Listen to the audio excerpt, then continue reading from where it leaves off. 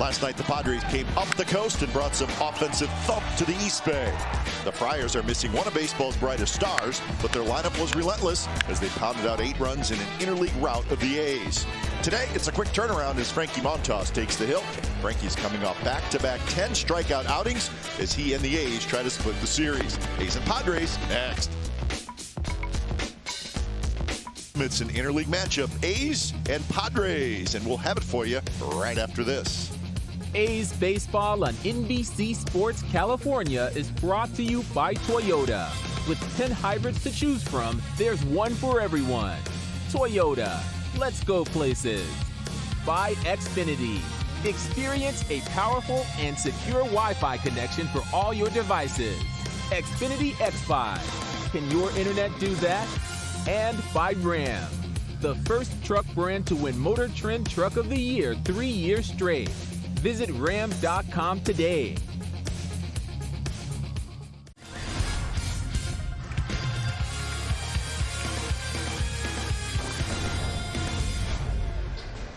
It's a beautiful day for baseball, and it is the Oakland A's and the San Diego Padres. Game 2 of this 2-game series coming up right here on NBC Sports California.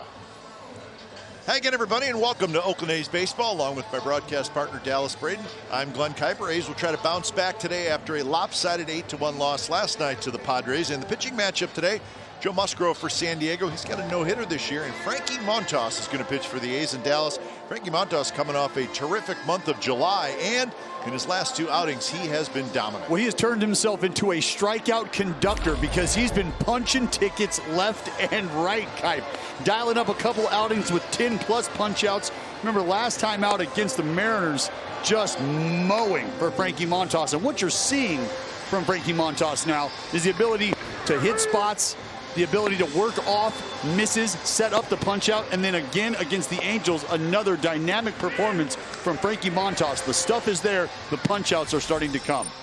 Now for the A's, Starling Marte has played in just 5 games so far, but he has already showed us what a difference maker he can be both offensively and defensively. Kipe, anytime we start talking about stolen bases, we start talking about records, we start talking about the green and gold, that conversation usually starts with a man by the name of Ricky Henderson. However, enter Starling Marte into that equation. 5 stolen bases in 5 games with the A's. That's going to go ahead and be a record. But he's done everything you could have hoped for this man to do upon arriving in the green and gold. Not only is he creating those run-scoring opportunities via the stolen base, but he's a power threat as soon as he steps up to the plate. So for Starling Marte, and him coming into the Oakland A's fold here has been nothing but welcome. And Starling Marte, he'll play center field and bat second in today's game. Just moments ago, we saw Starling Marte talking out in the outfield with Padres second baseman Adam Frazier. Of course, they were teammates for a while with the Pittsburgh Pirates. So Frankie Montas is back in the dugout. He's ready to go. We mentioned the fact that he was really good in the month of July. These are the numbers for the 5 starts in July for Frankie Montas. 2-1 with an ERA of 2.30. Check out the strikeouts. 40 strikeouts in 31 innings. So Dallas, I looked at those numbers and I made me think, maybe Frankie Montas is kicking it into gear just at the right time for the final 2 months of this season. Man, you would hope so. You figure you're trying to get yourself ready for a push. You know you're getting ready to turn that calendar over. You're going to have some division opponents and some big games that are going to have some serious implications on what your season looks like. And if you're a starting pitcher and you're starting to really develop a taste and a knack for that swing and miss and handling business all on your own, I tell you, right now is a pretty good time to start to get that vibe going. So Frankie Montas heads out to the field. He's going to need some teammates. Frankie likes to get out there before everybody else. Umpires finish up their meeting at home plate, and we are just about set for baseball as the rest of the Athletics take the field. Starting lineup today for the visiting Padres. It's brought to you by your Bay Area GMC dealers. Tommy Pham, he was the DH last night. He'll be in left field leading things off today. Adam Frazier is in there. Did not see him last night. Manny Machado sitting on an 8-game hitting streak. He'll hit third. Then Jake Cronenworth. He's going to play shortstop today. So Cronenworth showing how important he is. He plays all over the field. Eric Hosmer's going to DH today. Jerkson Profar gets a start at first base. Trent Grisham in center. Victor Caratini is your catcher today, and Jake Marisnik starts in right field. Well, taking on the man we've been talking about, Mr. Punch-Out himself, Frankie Montas. And against this lineup today, you've got some veterans here that know how to battle, know how to fight. So it's going to be an interesting matchup watching Frankie establish that fastball early, which we talk a lot about for him and its importance, so we can go ahead and get to that wipeout secondary stuff that has watched him notch all of these strikeouts. Defensively, Mark Canha will be in left field for the A's, Starling Marte in center, and Ramon Laureano is in right. Matt Chapman, Elvis Andrus, Josh Harrison, and Matt Olson around the infield, with Sean Murphy doing the catching. So the A's will try to scrub away last night's 8-1 loss, as it was all Padres. Try to bounce back today. It started well for the Padres last night with that leadoff home run by Tommy Pham, his 12th of the year. Yeah, no waiting around.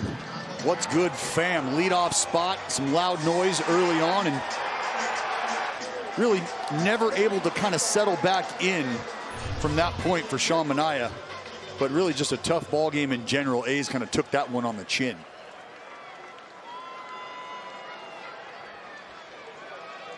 So here comes Tommy Pham. Frankie Montas is ready, and so are we.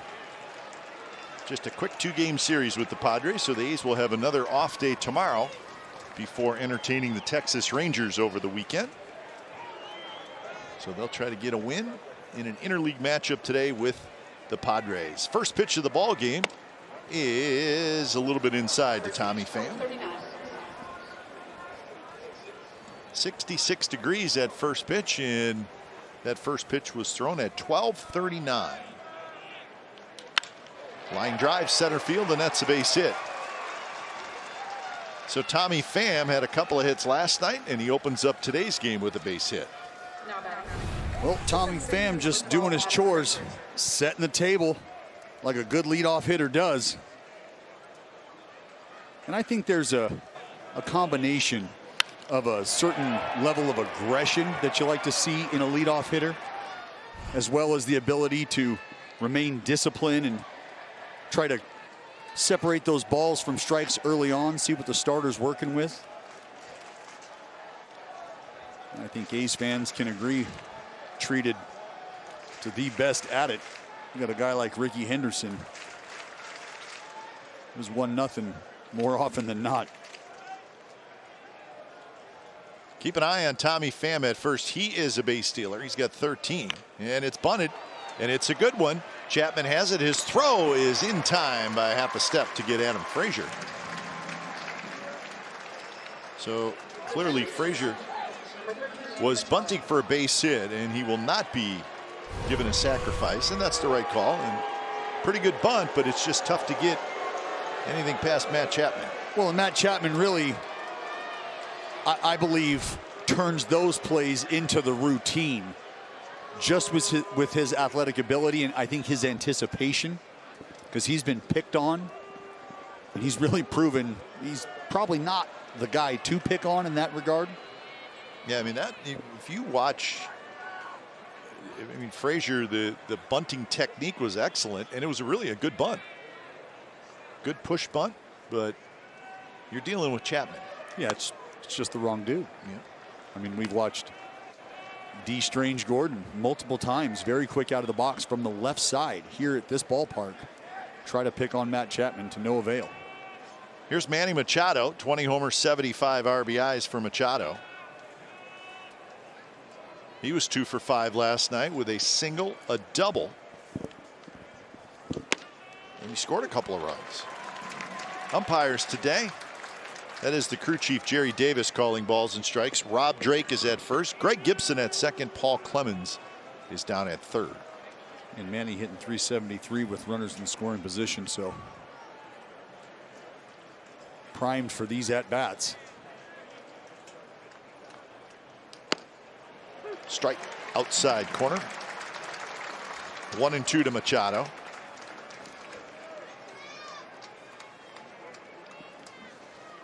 Well, as much as we've talked about Frankie and how he's been able to put guys away on his own, now would be a time.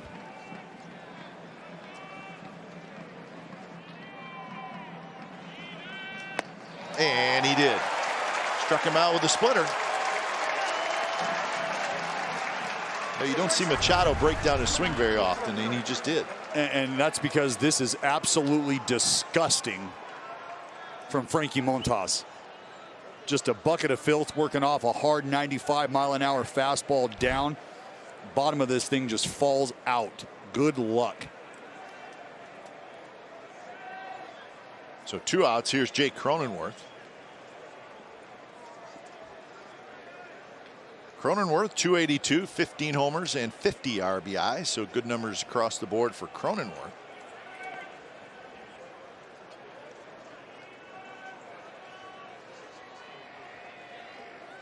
One for 4 last night.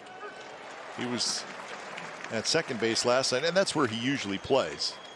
But we've also seen him play first base, and today he's playing shortstop. So you have a guy who plays all over the diamond, and he's an all-star. How valuable is Jake Cronenworth to the Padres? An immense value, especially when you talk about trying to give guys days off. Yep. Swing and a miss, 95 miles an hour.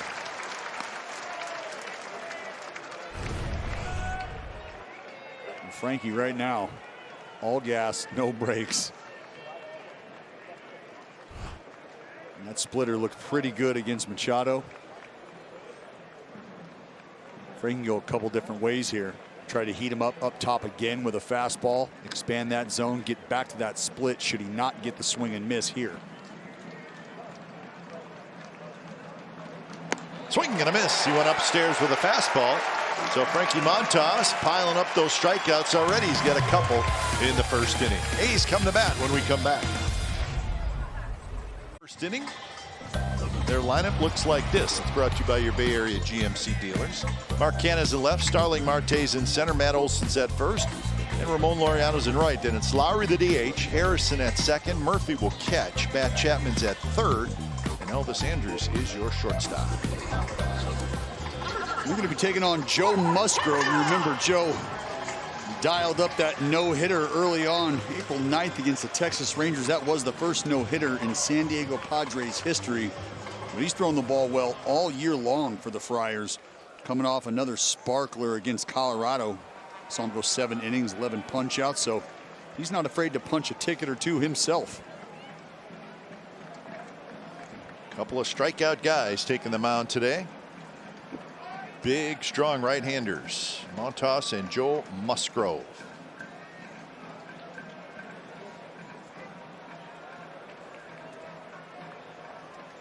Musgrove kicks and delivers his first pitch of the game way outside to Canha. Canha was 1 for 4 last night. Had a base hit in the first inning.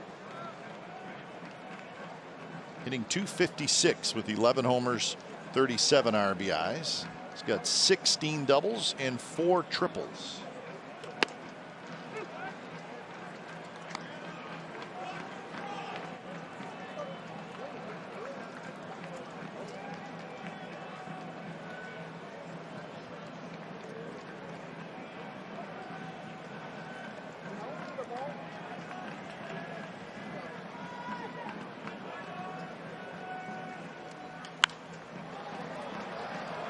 One and two now to Canha. Defensively for the San Diego Padres today.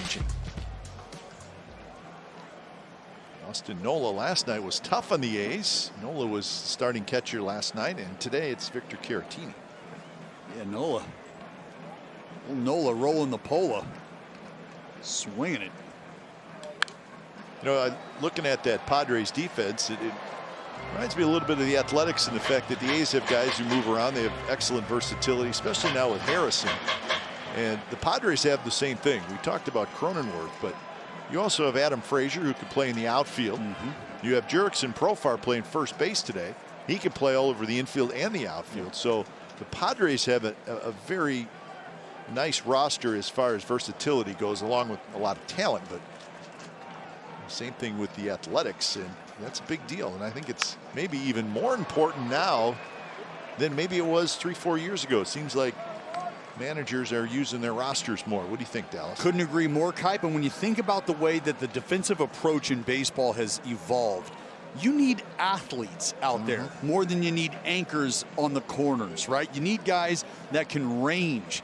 Where Profar is standing now, more of a conventional location or starting position for a first baseman.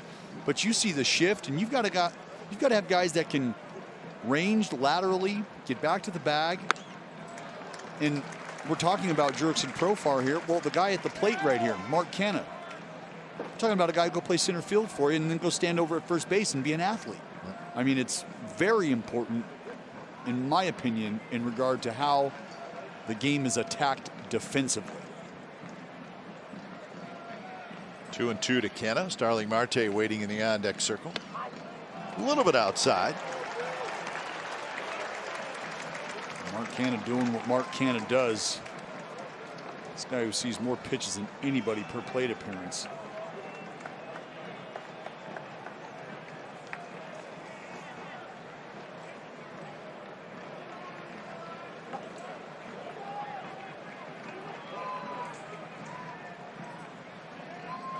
And it hit him.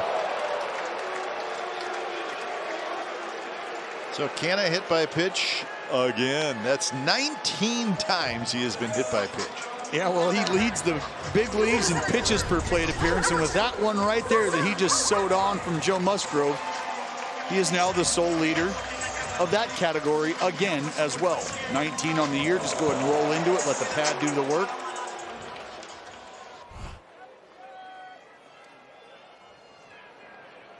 So that's the most hit by pitches in a single season. Kendall and Baylor. The way it goes, hard not to think Canha won't shoot right past that. Marte hits one high in the air to right. Marisnik is under it, and he's got it. So one out for first baseman Matt Olson. Mild day at the Coliseum. Is the wind doing anything? Not a lot. Just a little bit of help to left field. It'll knock the ball down a little bit to right field, but it's not going to have a real big effect.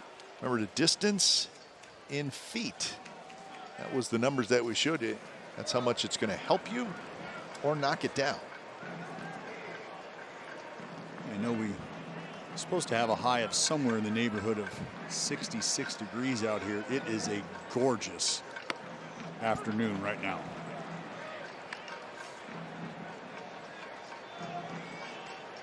(1-1) to Matt Olson, 277 with 28 home runs. Olson last night was 0 for 4.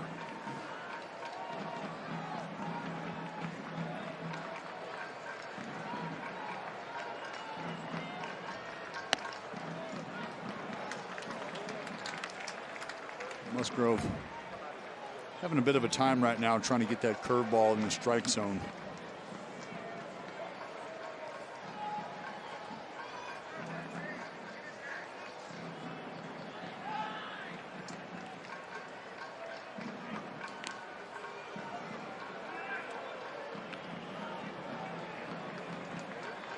Musgrove, he's a big fella. 6'5", 230 pounds. Joe Musgrove, there's his pitch usage this year. So lots of sliders, curveballs. So he's not afraid to flip anything up there. No, he likes to spin it.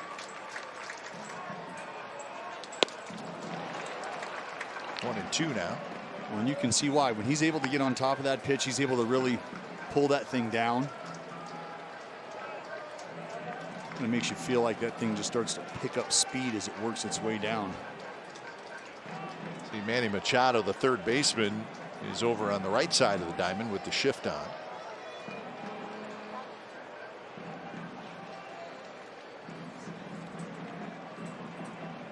One-two pitch blocked by Caratini. Well, you know what's a little different about this shift that we're seeing here is guys are a little bundled up. We'll take a look at this block by Caratini behind the dish, though. Kick out and slide around. But typically you'll see that shifted player, that rover, way out there in right field. You get a look at Manny Machado where he's standing right there, just on the cut of the grass on the back.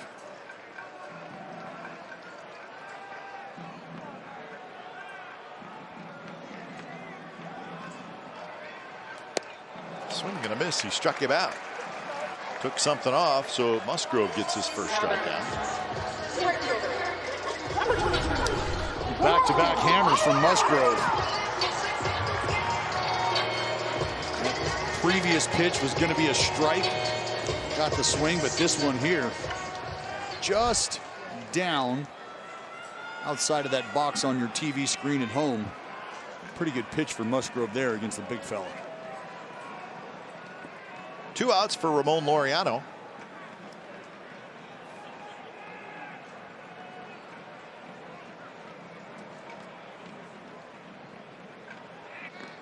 Canna moving around a little bit at first. He's got a good lead. Well, Musgrove's got pretty quick feet.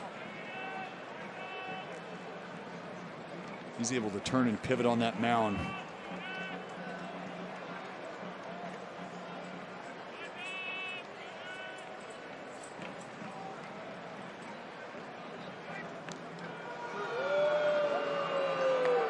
Well, Padres watched the A's steal 4 bases last night, so they're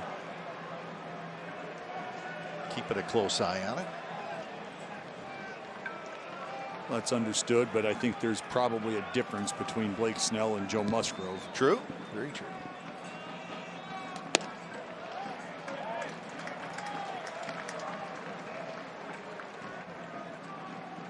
Ooh. Call the ball, right? Call the ball. Laureano will take it. Joe Musgrove would love to have it.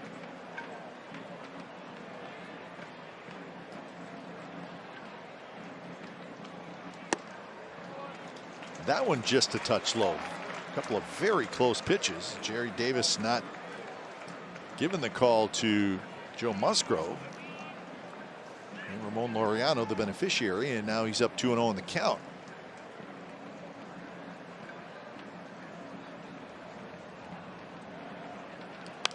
Check swing foul just up over the net. Padres fan makes the play. Psyched. He's psyched. Oh, yeah. If you're going to make a great play, it really is a good time to do it in the first inning, because then you're just, the rest of the day is just, it's gravy. Well, the rest of the day is made. You've made the play. Probably has a little bit to do with it, the fact he's wearing a Tatis Jr. jersey. Right. Plus, he just gave it to youngster sitting next to him who's dressed in green and gold. So that's a good thing. It all ended up the way it should be. Well, that's how you complete the play. And then you know what? I need something to drink. Dad deserves a prize of his own. No question. Canna took off and then stopped, goes back to first, and the count is 3-1. They're working it over there. They're jabbing. You see guys shut it down, and you get a slide step or an abbreviated leg lift from the pitcher on the mound.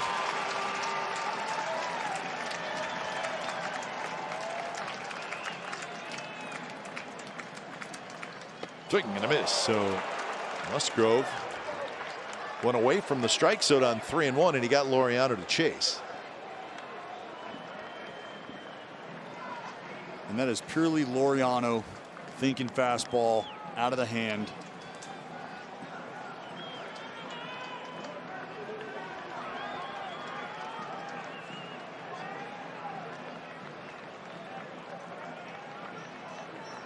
Canna will go, profile right behind him.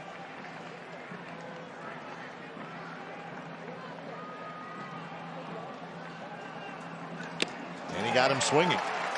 So Musgrove with a couple of strikeouts, just like Frankie Montas in the first inning. No score after 1. Hey, go to NBCSportsCalifornia.com/athletics to stream A's games, including pre- and post-game live. Plus, get A's news, features, podcasts, and much, much more. Check it out.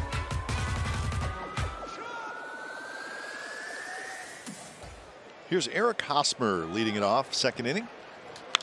Hosmer goes after the first pitch. Fouls it just down to our left. Hosmer is DHing today.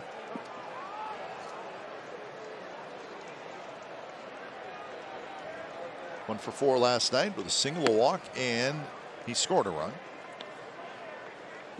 Padres last night had 8 runs on 14 hits, couple of doubles, a homer. They were 6 for 12 with runners in scoring position. And that really was the story of the ball game. The Padres were 6 for 12. The A's were 0 for 13.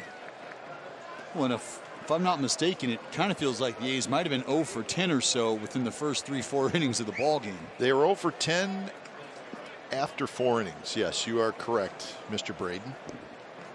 0 for 10 after 4 innings.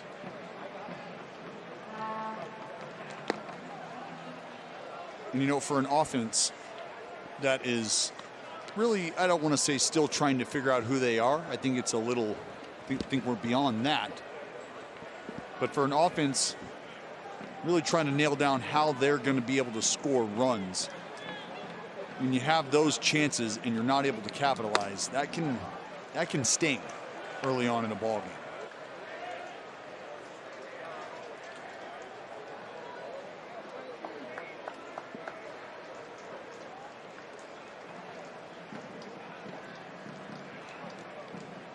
Three and 2 to Hosmer, Profar to follow, and then Grisham. And that one is hit hard toward left field. Canna going back. Canna is going to get there, and he makes the catch. So 1 out here in the top of the 2nd inning. Frankie Montas, so far this year, has 10 or more strikeouts 4 times in a game. In his career, he's got 7. In Oakland A's history, most career games with 10 or more strikeouts. Vita Blue 21, Barry Zito 11, Catfish 9, Dave Stewart 8, and then Frankie Montas. Sean Manaea's on that list. So the 4 guys ahead of Frankie Montas, all fitting into the A's legend category. And the way Montas is throwing, they slide up that list yet this year. He has struck out 10 in 3 out of his last 4 starts. It's a good, yeah, it's a good start. I'm telling you. I think Vita's safe up there at the top for now. Yeah, Vita's good. Vita would strike out 10 with a sore arm. On short rest. Yeah.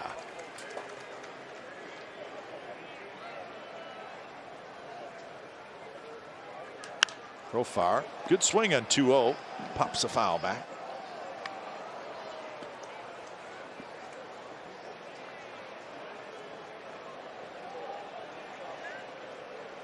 Jurickson, Profar, 238, couple home runs and 24 runs batted in.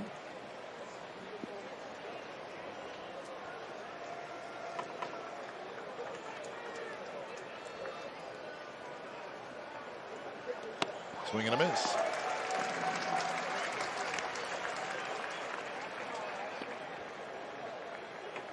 Well, he chose to elevate against Cronenworth.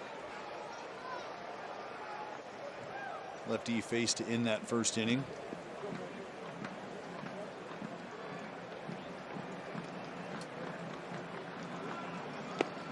Good take by Profar.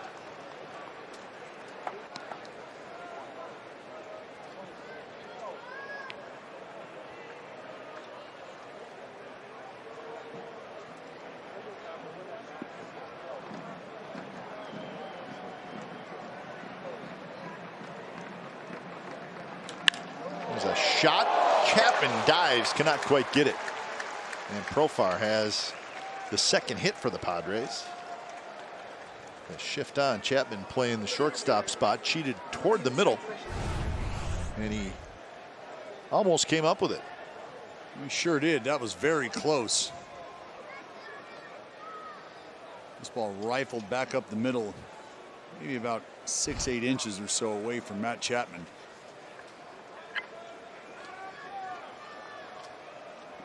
Here's Trent Grisham. Had a good night last night. He was 2 for 5 with 2 singles. His single in the 7th inning knocked in a pair. Knocked in the final 2 runs for the Padres.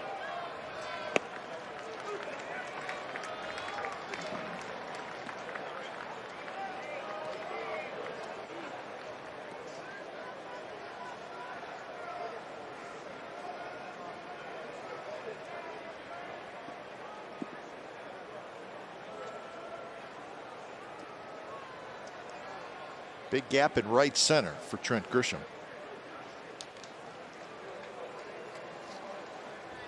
Padres lead the National League in stolen bases. They have 91.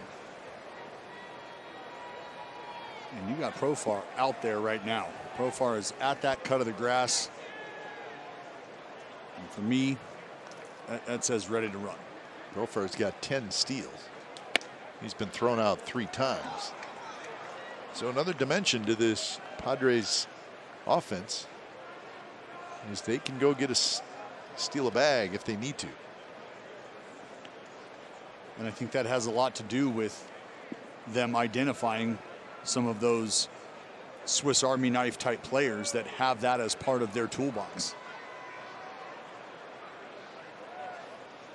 And they don't have a guy who's, you know, got 25, 30 steals, but they got 5 or 6 guys who, you know, 7, 8, 9, 10 steals. When you're thinking about picking up 90 feet in a big spot in a ball game, that's what matters.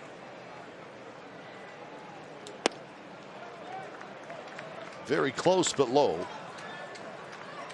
2-1 to Grisham. Victor Caratini, a switch hitter, is in the on-deck circle.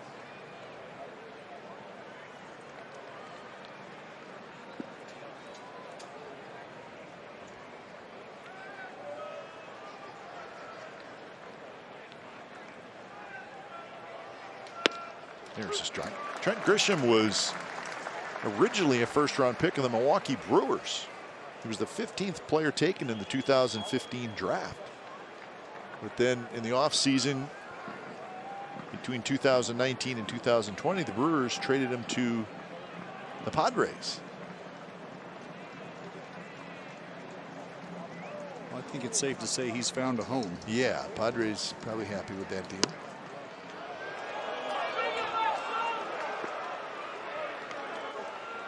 Three and 2 the count. Let's see if Profar takes off. Probably should have been a strike. Yep, probably should have. I always like to ask the question, Dallas. It just makes me feel better. If you're the umpire, why wouldn't you call that a strike? Man, I don't have an answer. If you're hunting strikes. Yeah, that's what I'm saying. Runner goes. Ball's hit. A flare foul.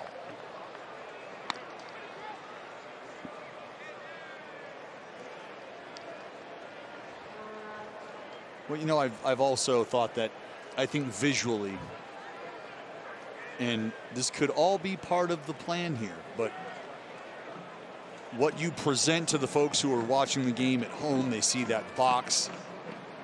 You start to live and die by the boundaries and that visual box there. And it can get you a little fired up at times. Runner goes again. Ball's fouled back.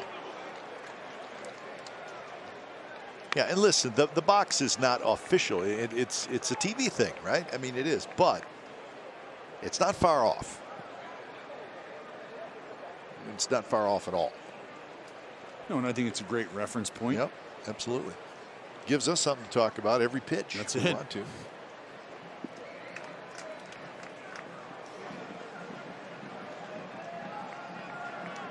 Another 3-2 coming up. Profar has taken off the last 2. I'm sure he will on this pitch as well. The idea is trying to keep Profar as close and as anchored as possible to first base. Trying to give Murph every opportunity to make a throw should he take off. Runner goes, swing and a miss. The throw to second is going to be in time, and that's a strike him out, throw him out, double play, and that's how the top of the second comes to an end. So third strikeout for Frankie Montas, and Murphy throws out Profar.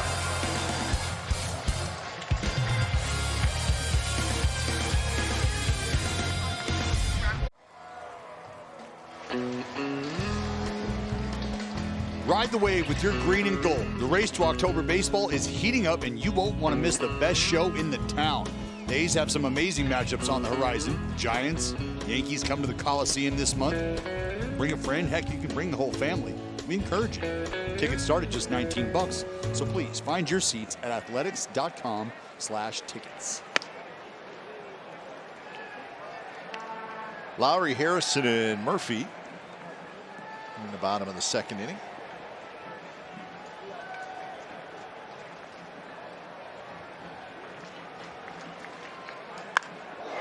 That one is hit toward right. Deep. Marisnik back, and that baby's gone.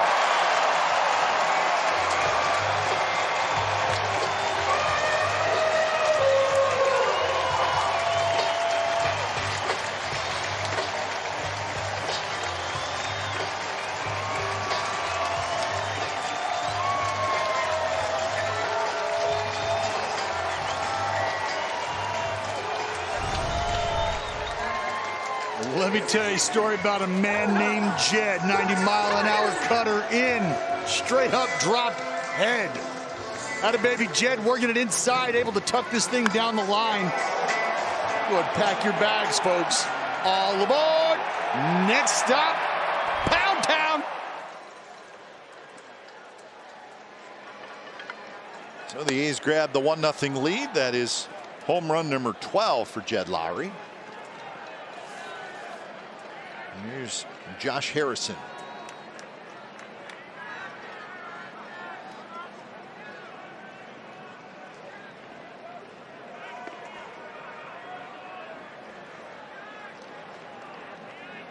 Josh Harrison, 2 for 9 as a member of the Athletics. This is his third start.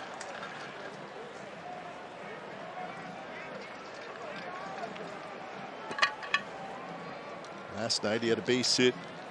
His first at bat, ended up 1 for 4.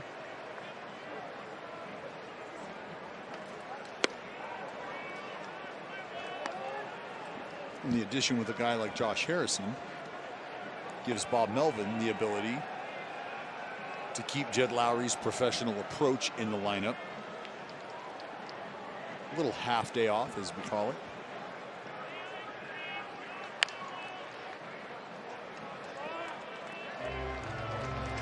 One and 2 to Harrison.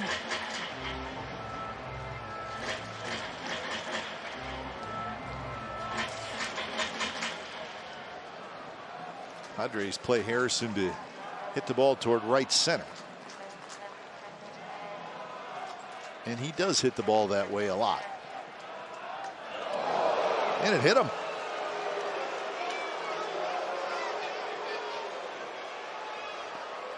So second hit batter of the game by Joe Musgrove. He got Cannon in the first. He gets Harrison here in the second.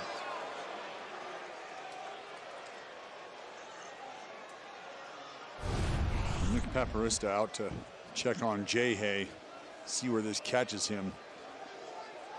Right on the elbow. Not sure it caught much of that pad, however. This would be a good look here. Yeah, it looks like it caught him above that pad on the tricep, like on the inner tricep.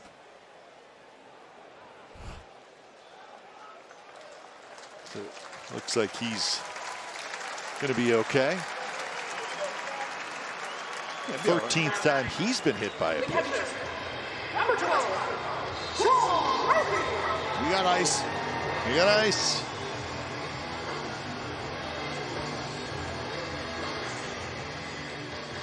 So here is Sean Murphy.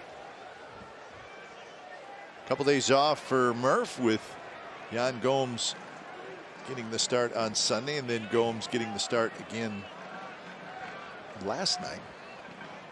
Bob Melvin was asked about the catching situation with Murphy and Yan Gomes. Now you got two pretty good catchers. And he said that he's probably going to get Yan Gomes his starts against left-handed pitching. Yan Gomes, and there's some statistical background for that. Yan Gomes this year against left-handed pitching, 343. Murphy this year against left-handed pitching, 190. Yeah, that checks out. Well, I mean, that's, yeah.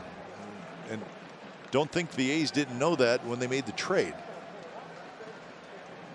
So if the A's are facing a lefty, there's a decent chance you're going to see Yan Gomes. And the one thing that you have to consider in a platoon situation is the consistency of at bats and guys being able to keep themselves sharp.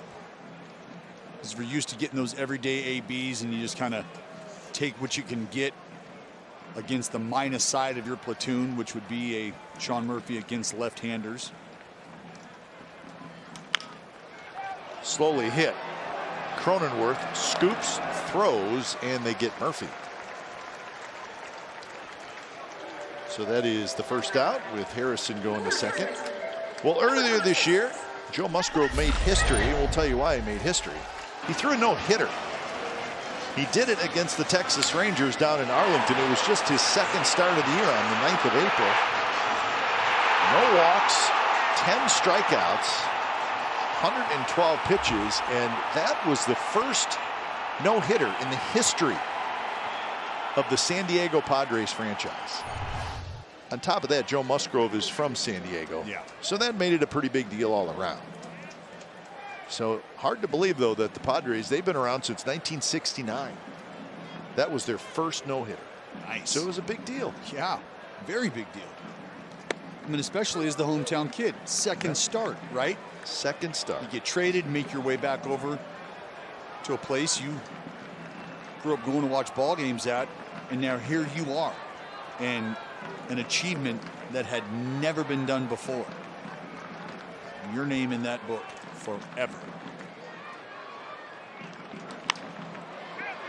Chapman with a little pop-up to the right side. Chapman's no-hitter, the first, or Musgrove's no-hitter. Matt Chapman did not throw a no-hitter, although he could probably be a closer. These are the no-hitters this year, and they came fast and furious early on. Musgrove, Carlos Rodon, John Means, Wade Miley, Spencer Turnbull, Corey Kluber, and then Andrew Chafin, part of a combined no-hitter for the Cubs. So 7 total. Yeah, I still can't get over the Rangers, Indians, and Mariners. They all got it twice, right? Just a double hang with them.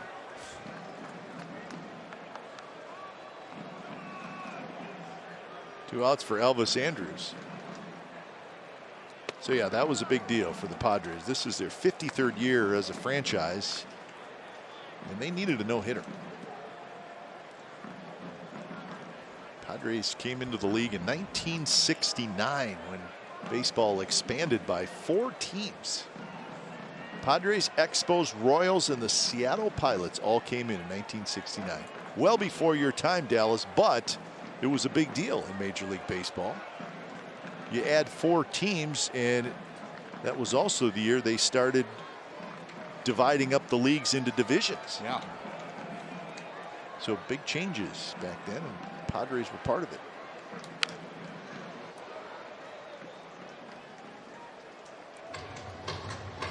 Google StatCast 3D, powered by Google Cloud. It tells you how the outs were distributed. 10 strikeouts, and then 17 ground or in the air, and that's how they broke it down. Well, you're doing yourself some favors. You're able to punch 10 guys out. Let the defense work behind you. Combination of the two, and boom, we've got history.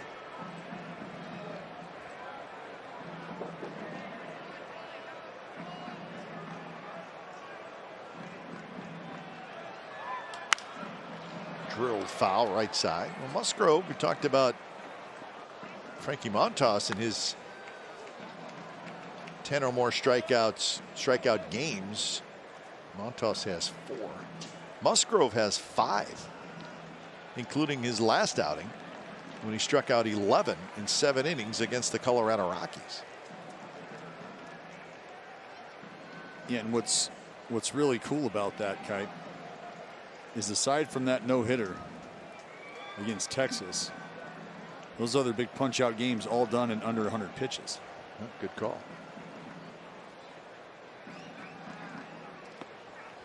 Blocked nicely by Caratini. And that's always something you have to be aware of. Trying to get deep into a ball game, punching people out. It helps when you got a guy like Caratini back there going to work for you, turn it into a wall, allows you to expand the strike zone, knowing he can body up, keep it in front should you get that big swing and miss out of the zone.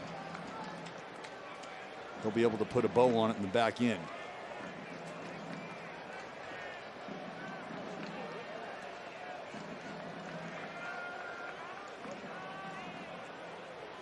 Harrison, the runner at second base. Left field, Tommy Pham coming in, and that will do it. Home run for the A's, this one by Jed Lowry, his 12th of the year. So after 2 innings from the Coliseum, on the Lowry home run, the A's lead 1-0.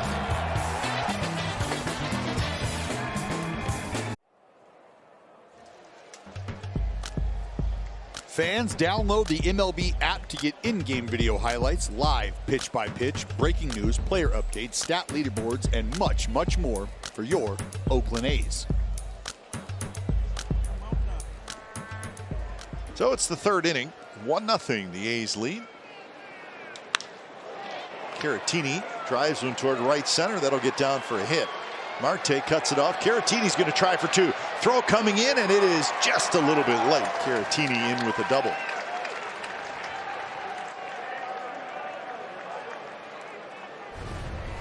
No waiting around. I feel like this lower half of this lineup might be aggressive here against Frankie Montas. Caratini does just that, jumps all over him early in the count. It looks like Marte might not have anticipated Caratini making that turn around. Well, and 2, Marte was shifted into left center field, so he had a long ways to get over there. Yeah. And Caratini saw that, and he's got a leadoff double. Here's Jake Marisnick.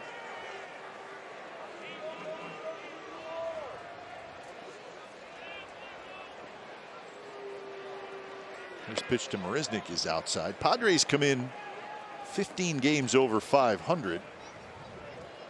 And they are the #2 wild card team in the National League.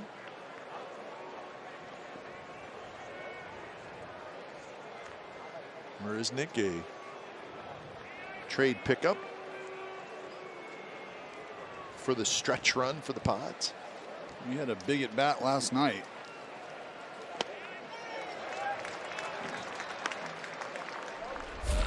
That's what we're talking about. Did not get the call. Did not get the call. Got himself another strike and capitalized. And from there, felt like the San Diego Padres never looked back. Nope. 1-2 now to Jake Marisnick.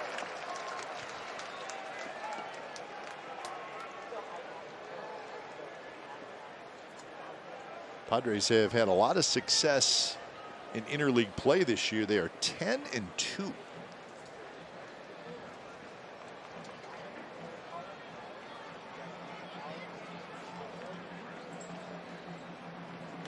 Swing and a miss. He struck him out. So Marisnick strikes out, unable to move the runner over. Well, you might have thought with that swing that you got from Marisnick on the slider away that he wasn't even close on. He might have bought himself another slider. Not the case. Frankie Montas going to go ahead and throw it into high gear, step on it, and just blow a heater by him. Great location away. Here's Tommy Pham. Pham swings and misses. And there's your aggression early on. Not only from the bottom part of the lineup, but the second time around here, Tommy Pham. We've seen him in both these games. He's not looking to get too deep.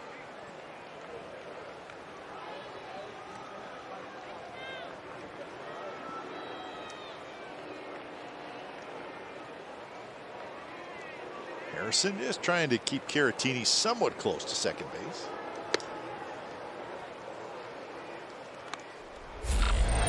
Well, there is a little history here between Montas and Pham. A couple of years ago, Tommy Pham in a Ray uniform. jumping all over Frankie.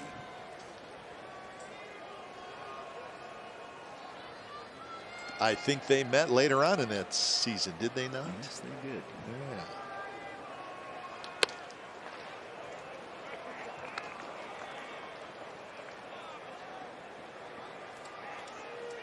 Two and one the count to Pham.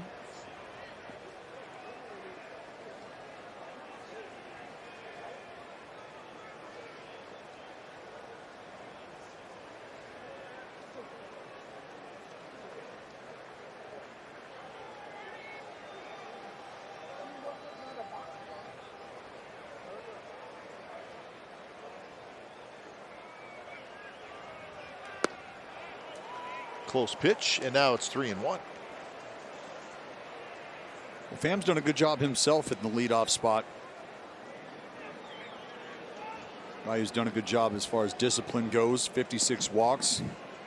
And leads the team. 5th in the NL.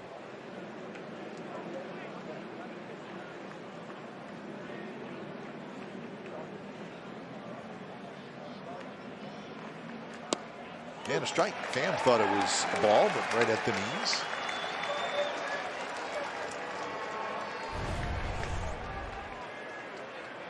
Good heater located down outer third. Good angle on that fastball from Frankie. Just driving it down through the lower portion of the zone.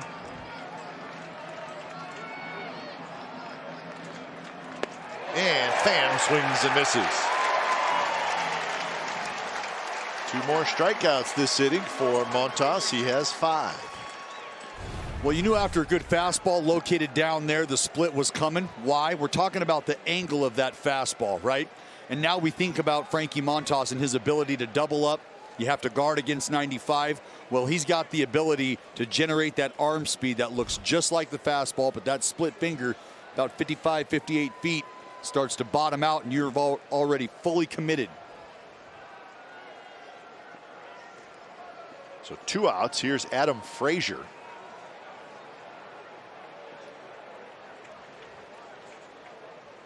Frazier combined numbers with the Pirates and the Padres. .315. 4 homers, 32 RBIs. 4 for 24 with San Diego. Inside. Picked up at the trade deadline. Actually, a little bit before the deadline. That stat they just flashed, 88% contact. Just think about plugging in a guy like that ahead of the meat and potatoes of this Padre lineup, especially what it looks like when it's healthy. And Frazier can hit, and that one's going to get through into center field. That's a base hit. Caratini's going to come around and score. So a 2-out RBI hit for Adam Frazier, and the Padres have tied it up.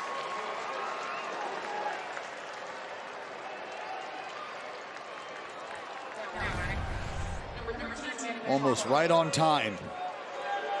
Caratini stays back on a split. Excuse me, Frazier stays back on a split. And that's why that number is what it is, 88% contact. Though he expands the strike zone, still a great ability to get the bat to the ball. It's a big 2-out knock for the Friars. 33rd RBI for Frazier, and here's Manny Machado.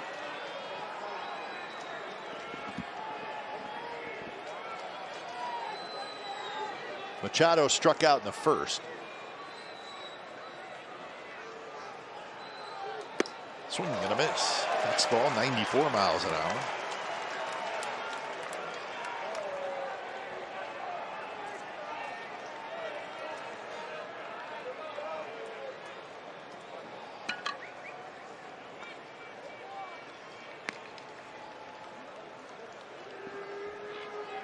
And the reason that contact number again is so important for Frazier, not only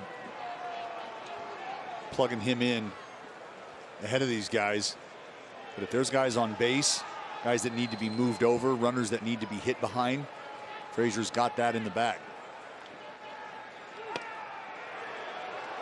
1-1 now to Machado. Manny Machado now 29 years old. Just turned 29 in July. He's in the third year of that 10-year, $300 million contract he signed with the Padres. Nice even numbers. 10 years, $300 million. Yeah, nice and round. $30 million a year. So 1-2 now. I'd do a lot for $30 million a year.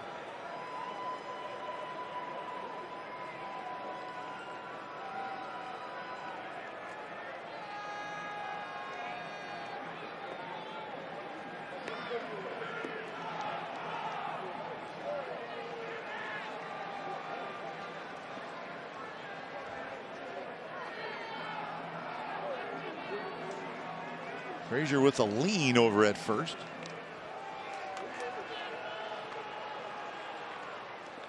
Frazier's got 5 steals.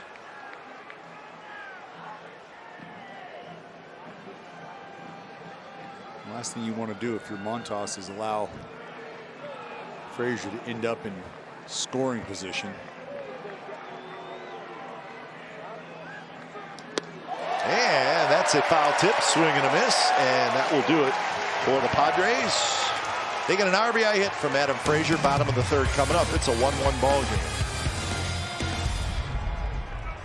Series presented by Gilead Sciences returns to the town on Friday, August 20th. Be ready to get loud at the Collie folks throughout their weekend series against the San Francisco Giants. Game 1 of the series will start at 6:40 with day games on Saturday and Sunday. So get your tickets today at athletics.com/tickets. Sort of getting along a little bit-ish. Maybe they won't be getting along that weekend. Doubtful. A's with a little payback in mind after losing 2 out of 3 over in San Francisco. Yeah. It went on. I suppose you got a bet somewhere, right? You're usually winning or losing a bet to somebody. Yeah, that's kind of how it goes. Of course, they're not happy with you over there, though. They are because not. of your postseason prediction for the Gigantes. They are not happy at all. And hey, it's understandable. I get it. Yeah, but you're a man who takes a stand, and I think you have to admire you for that. I feel like it's important to stand for something or you fall for anything. And I'm not falling for the razzing I've been getting from the Giants faithful. But I understand it. I think, though, and I'm just thinking, I'm hearing through the grapevine that deep down they really do kind of like you. It's a good group. Yeah, how can they not? And they've got a good group of veteran ball players over there that have been very fun to watch over the course of their careers. And just as baseball fans in the area, regardless of how you feel about the team specifically, when you have players that have endeared themselves to their communities and have performed and produced at the clip that they have, I think you have to appreciate it. Line towards center. Grisham going to track it down. Canna is out. Hey, big news today. The 2022 schedule was introduced. Hey-ho. That gets me very excited. Opening night will be March 31st. That's a Thursday, and the Angels will be in town, so we'll see Ohtani and Trout on opening night. See the dates for the Houston Astros visits. Giants visit, just a 2-game series. And who will the A's be playing in interleague? They will be playing the National League East. Marlins, Braves, Mets at home. Ooh. So we just got it this morning. Very exciting. I can stare at this thing. I mean, I know what I'm doing tonight. Yeah, I was just going to say. I can't help it. I'm a schedule guy. So kind of fun. The A's first road trip. Listen to this, folks. The A's first road trip, April 8th through the 17th. Philadelphia, Tampa Bay, Toronto. So the A's first road game next year. Is that the Phillies home opener? Yeah, I think it is. Probably. So Philadelphia for the Phillies home opener. So that's kind of exciting. Sure. Been a while. But it's for us folks in the baseball world, when you get the schedule for the next season, it is a big deal. Start looking, okay, where are we on my birthday? Yep. When's your birthday, Dallas? Yep. Right smack dab in the middle of August. August 13th. Well, let me tell you what's going to be happening at Houston on August 13th. All right. It's barbecue for lunch on me. Be 106 degrees. Up the middle, and that should get through, and it will. So Matt Olson has a 2-out single.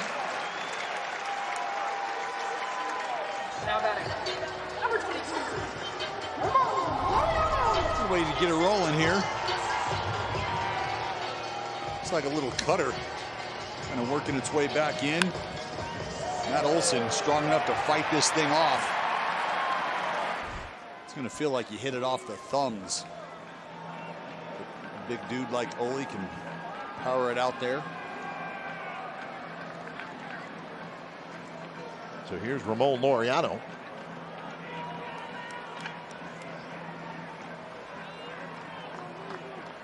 Ramon struck out in the first.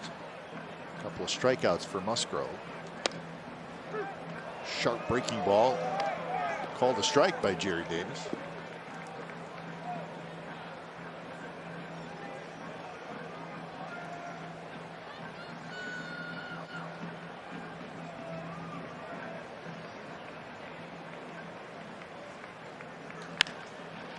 Heads up, Mark Kotze.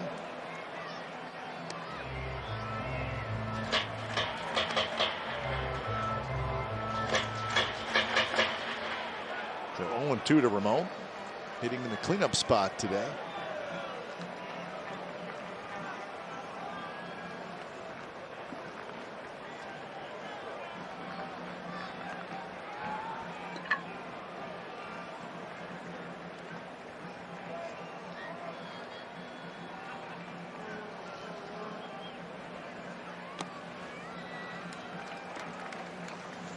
Big curveball from Joe Musgrove there, 0-2.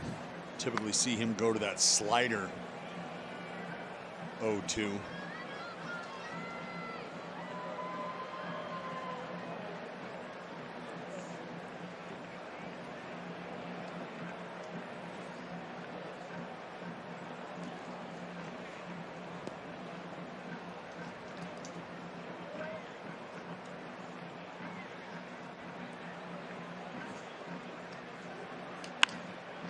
Sliced foul off the netting down the first baseline.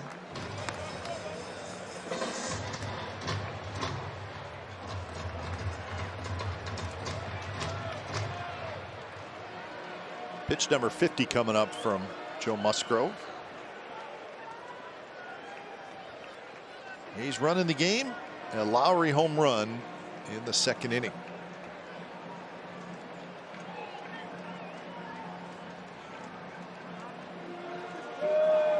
They want to make sure that they got this right here, and I can understand.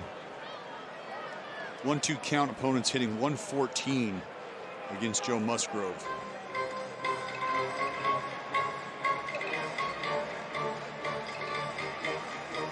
Don't want to see this at bat get away.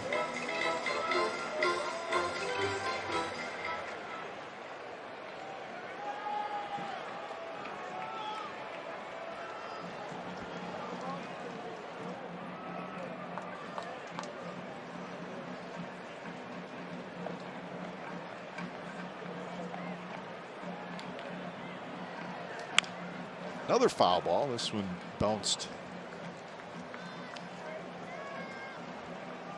into the camera well. See the great ground crew. They are ready to go, man. Ready to go. On alert. High alert. They head out there after the third inning. Look at that. Huh? It's impressive. It's a good looking group.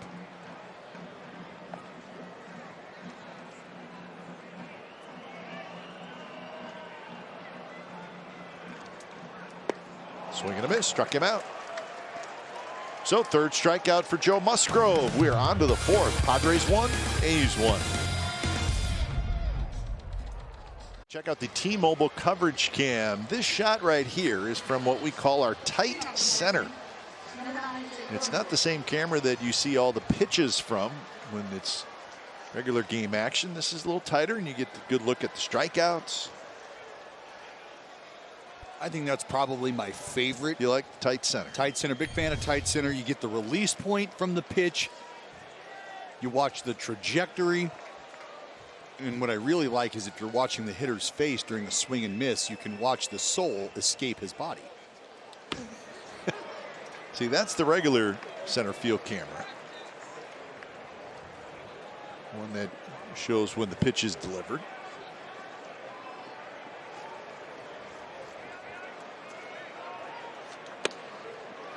Just giving you a little TV talk. That's it. We'll peek behind the curtain. That's right.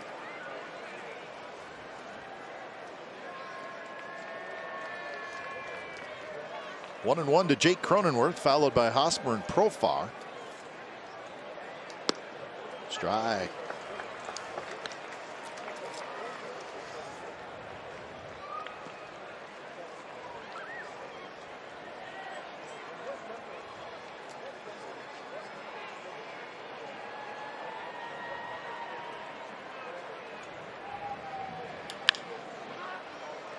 Olsen charges to get a nice hop, steps on the bag. So one away, and now a word from the Home Depot. Get your job lineup in order. Snap a picture and let the Home Depot app find the product you need fast.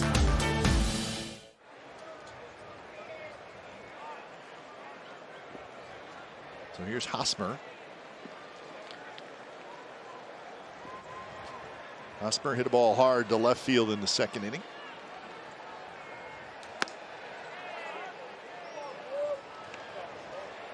One final from this afternoon, a game of interest for the A's.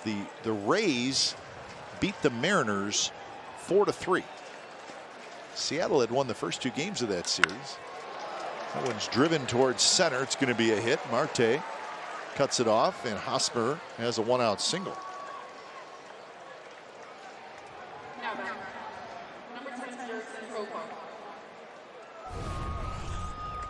Well, we've seen Hosmer 3 times today. Some well-struck baseballs.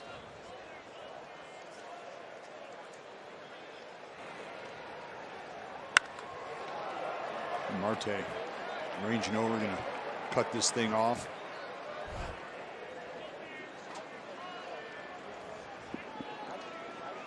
So 5 hits now for San Diego. Here's Profar.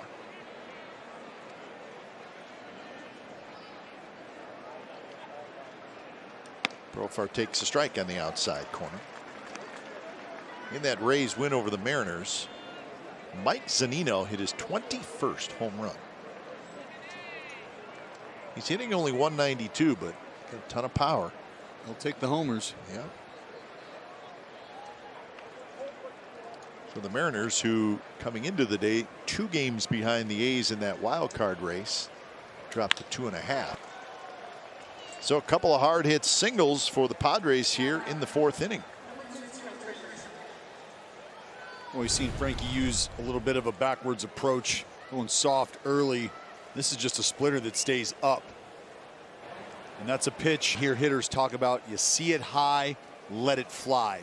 Meaning if you see that knuckleball, that broken rotation up in the zone, good chance it's not going to dance and flutter to the point where you're going to swing and miss. Go ahead and get your good swing off. Same thing with a split. That's a pitch that tumbles and is really effective middle down in the strike zone. As it's working its way down, you see it up. Good opportunity to get a good swing off, and that's exactly what Profar did. So the old phrase was, if it's low, let it go. If it's high, let it fly. That's it. Here's Trent Grisham, who struck out into a double play in the second inning, and he fouls it right at home plate. We've seen that aggression. And I think this is where, if you're Frankie Montas and Sean Murphy, you're starting to pay attention to that. Throwing a few more wrinkles into the game plan. You can get back to that heater later in the at-bat, blow these guys away.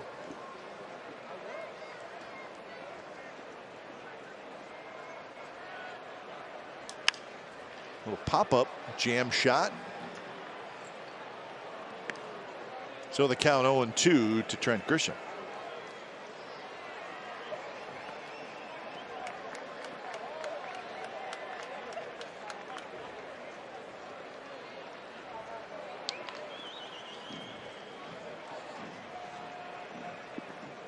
Not a bad day for a lemonade. I would not be offended if he made his way down here. Because you don't get enough to eat and drink down there already. Just kind of a taste. I know what goes on down there. It's a free-for-all for you. I am well taken care of. Look at it. I mean, you look like your stomach's full. Yeah, well, it's. I mean, you know, if you need a cookie. Yeah, I don't want to hear about it. Probably have an ice cream sandwich. I'm spoiled. That's in the 6th.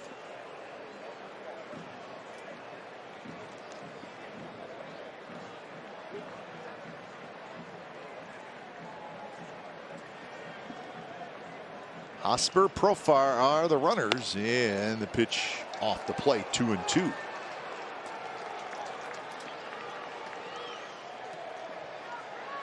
You got Frankie right now not interested in giving in to Trent Grisham.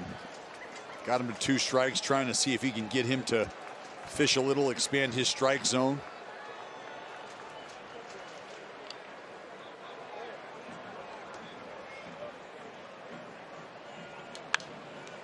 Foul back.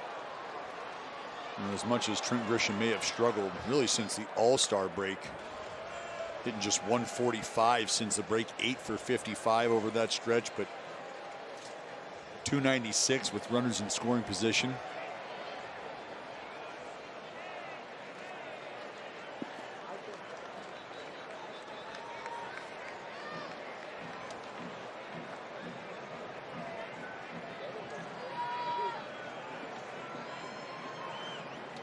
Inside, and now it's a full count.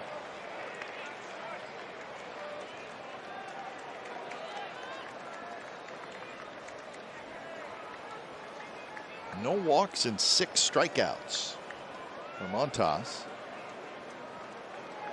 On deck is Victor Caratini. Big pitch. They decided to stick with the fastball. They're trying to get a ground ball here. And that one is driven. Marte on the move. Marte on the move. Marte can't get it. It bangs off the wall. Hosmer's going to score. Profar is going to be waved home. Here comes the throw to the plate. It's there, and he is out by a mile.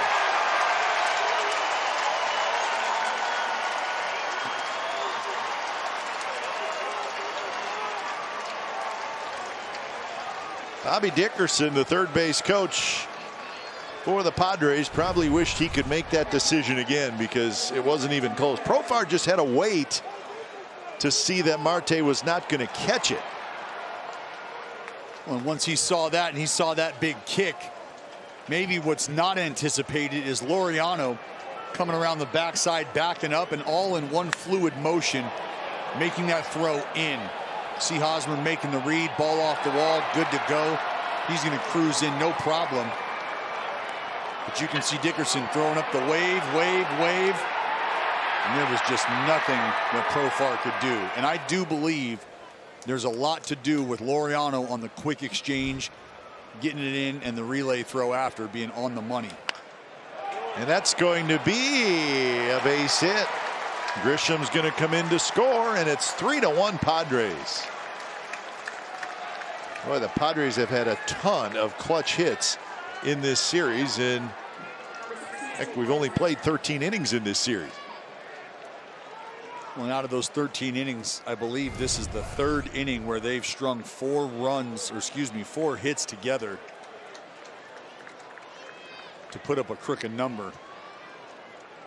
Just off the end of the bat here from Caratini. It's going to find a hole. Trent Grisham off with the swing with 2 outs. Here's Marisnik. He takes a fastball right in there for a strike.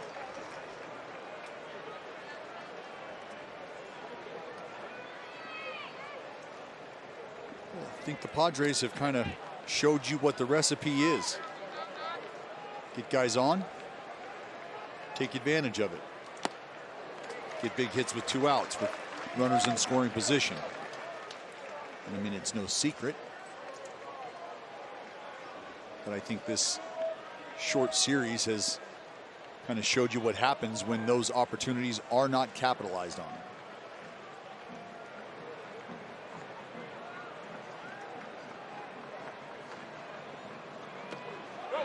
Check swing. He went around, so that's going to be strike 3. Throw to first, side, retired. 2 runs on 4 hits for the Padres. Bottom of the 4th coming up. Now San Diego 3 and the A's 1. Visit Airport Home Appliance for free next-day delivery on select in-stock appliances. For more info, go to airportappliance.com.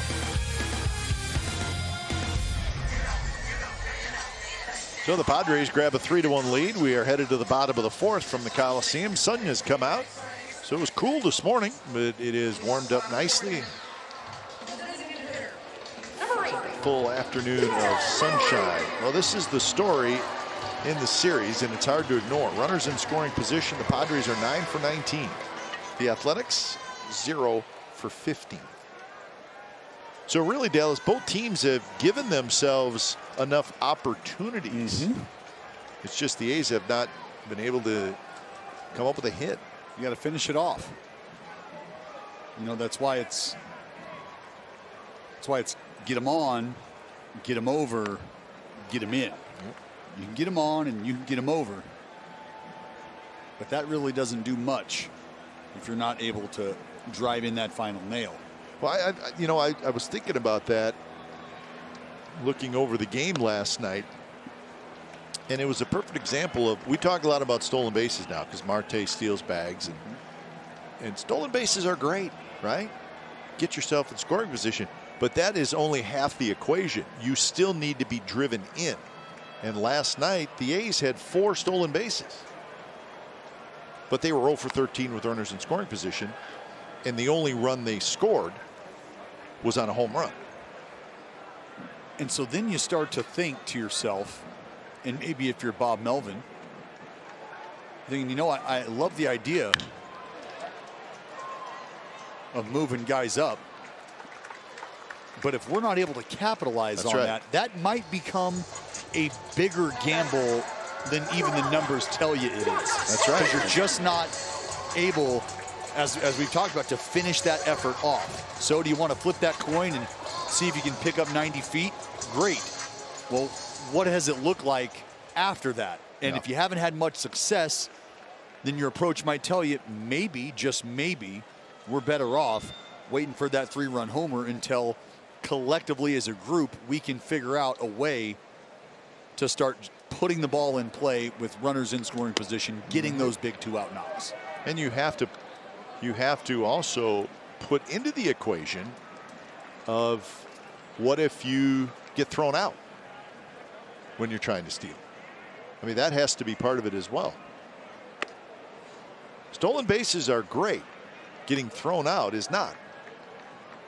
So what you hope, or you hope you have guys that have a very high success rate. And in the case of the A's with Marte, I mean, he's off the charts. I mean, Marte's got 27 steals. He's only been thrown out 3 times. I mean, that's ridiculously good. When you're talking about the leader in Major League Baseball. And that's kind of what I was mentioning last night. You got a guy like that that has that in his tool bag. You've got to be able to take advantage of that. Here's the 4 steals last night for the Athletics. That's why I said the Athletics turned yesterday's base path into a Tinder app. Just swipe, swipe, swipe, swipe.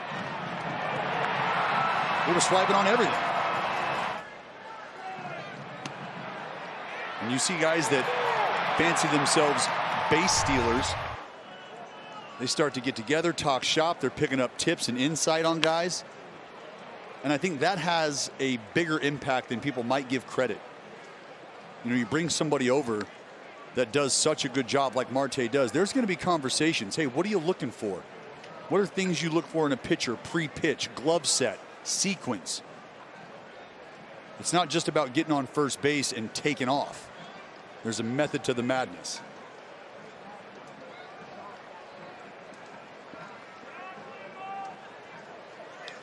Harrison fouls it straight back to keep the count 1-2.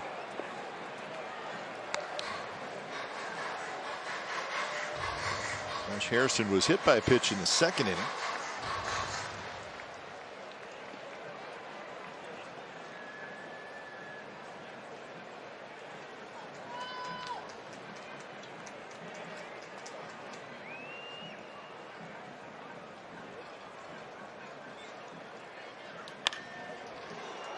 Machado scoops it, slings it to first, and that's 2 outs.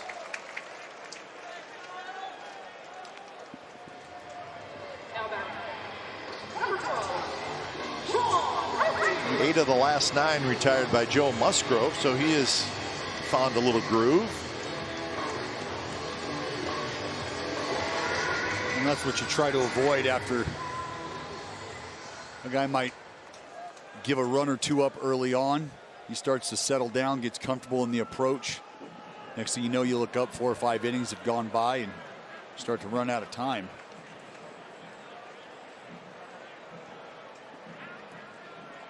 Here's Murphy. Murphy grounded out to short in the second inning.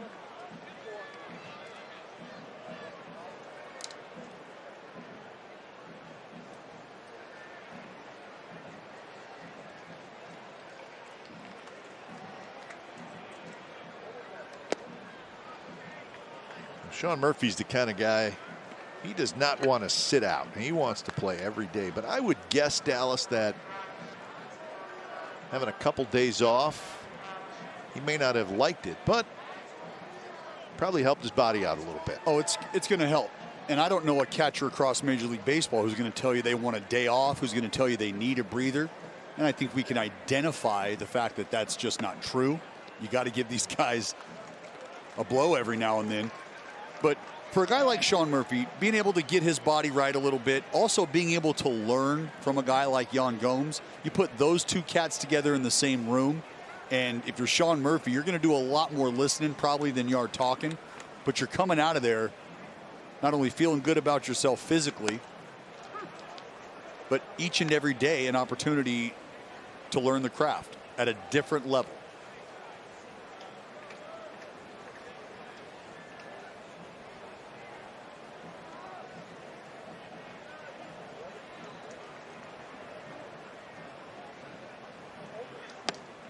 Just a touch outside on 3-1, so it's a 2-out walk for Murphy.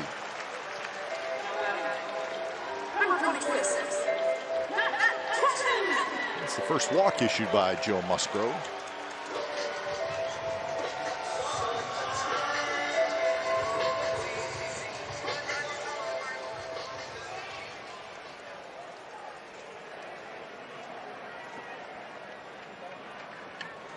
So Chapman will hit. Chapman popped out in the second inning.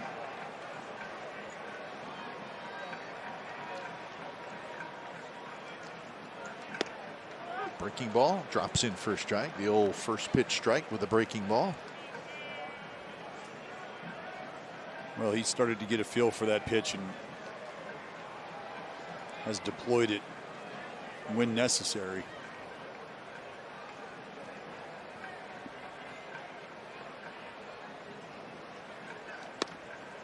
Another breaking ball, another strike, and it's 0-2. First one was 81 miles an hour. The last one was 82.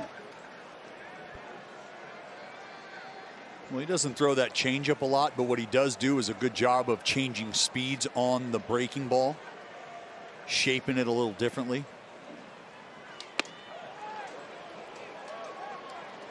Another close pitch. Musgrove shakes his head a little bit. Been a little bit of an interesting strike zone from the veteran umpire Jerry Davis today.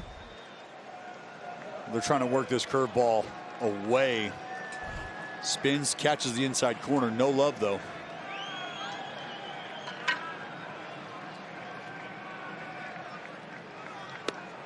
This time Chapman swings and misses. So strikeout number 4 for Joe Musgrove. And we are moving to inning number 5 at the Coliseum. 3-1 San Diego. The Allstate Good Hands replay.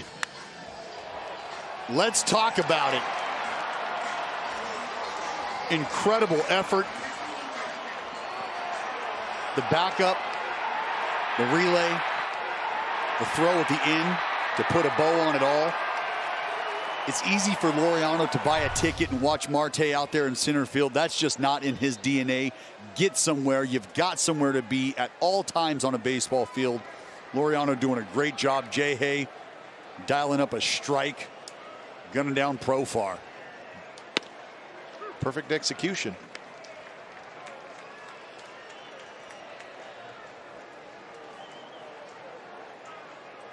Top of the order for the Padres here in the 5th. And a quick 0-2 to Tommy Pham, who has singled and struck out.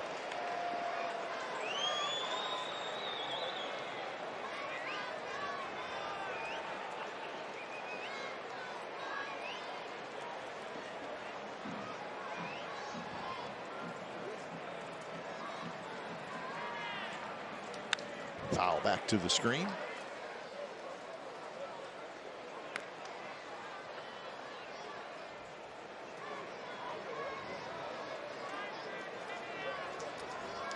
'70th pitch coming up for Frankie Montas.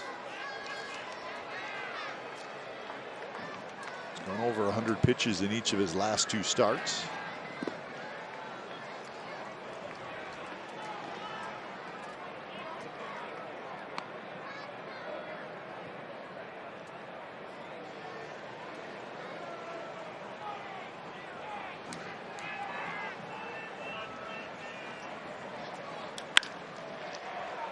Right at Elvis Andrus, hit hard, but right at him.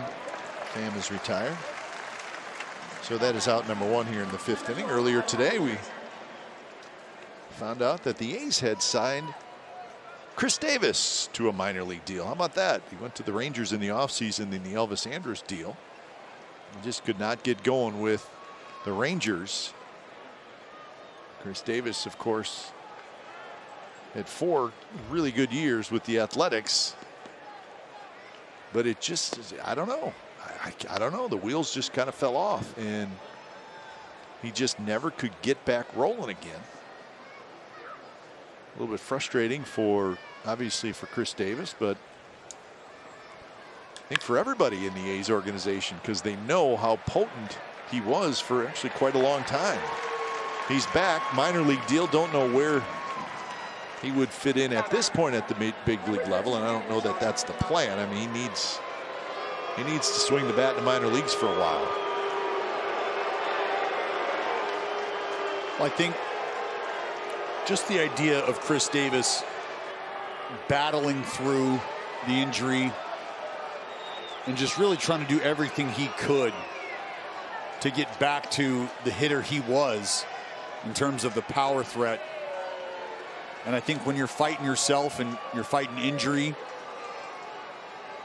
the mental hurdles can start to pop up, and those are not any easier to clear because sometimes they become those invisible hurdles. And so I think just Chris Davis on a baseball field in a place where he's comfortable,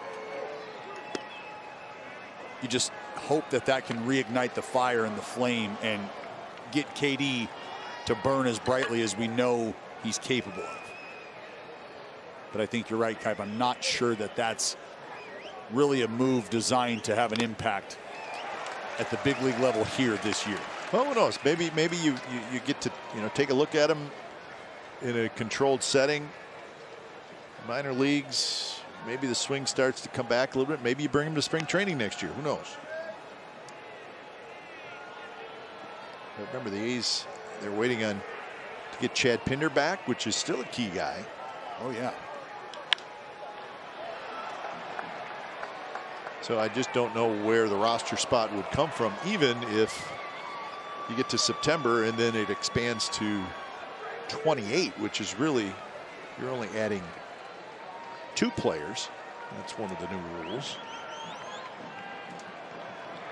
But we hope that something clicks for him.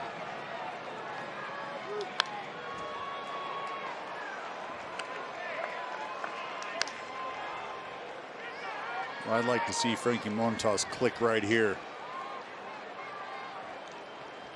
Good split after 97 down. See what Murph wants to dial up here. Eater away. Got him swinging. Montas strikes out Machado for the third time in the game. He's got 8 strikeouts. Padres 3 A's 1 as we head to the bottom of the 5th. Time now for the Home Depot getting more done. Stolen bases among active players in the American League. We know a couple of these guys. Elvis Andrus, the most stolen bases in the American League among active players. 314. Starling Marte's on there with 276. Billy Hamilton still running around with the White Sox. And Elvis to lead things off here in the bottom of the 5th.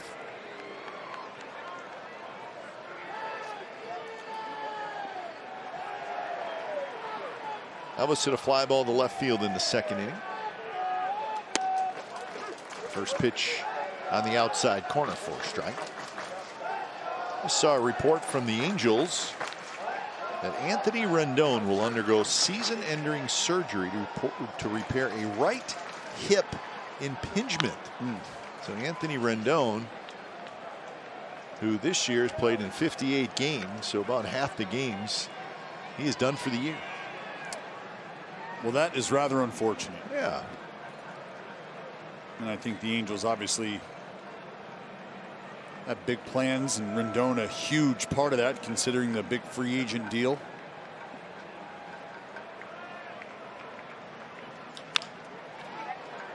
Slowly hit to the left side. Machado across the diamond, and that is out number 1. Well, we've talked about it a lot. And the Angels, just tough to figure out. Not enough pitching, but if you had all those guys healthy, their position players, and your lineup went something like Fletcher, Ohtani, Trout, Rendon, Walsh, Upton. That's pretty dangerous, but you got to have some pitching. And the Angels have not had it. They're hanging around the 500 mark, but they've played a long time now this year without Rendon and without Trout. Well, and what's really unfortunate is just thinking about how things unfolded with Albert Pujols and that deal, and knowing that they needed the arms. Take a look at this. Watch Elvis scoot up in the box here. That is as Musgrove has already started his windup. And that is in an effort to do what he did, which is take a little bit of the break out of that pitch that he did end up hitting. And what did he do? Well, he beat it into the ground. But the idea is he knows what pitch was coming. And as I said, in an effort to hit it up and to see it up, he scoots up in the box. You just don't see guys comfortable enough to make that kind of adjustment quite literally in the middle of an at-bat, in the middle of a pitch being delivered to them. Haven't seen that in a long time. And we're gonna jump in the trust tree right now. Fans, folks at home, I saw that happen to myself quite a bit. And why? Well, because I wasn't going to blow you away with anything. And they knew the changeup was coming. It was just a matter of when.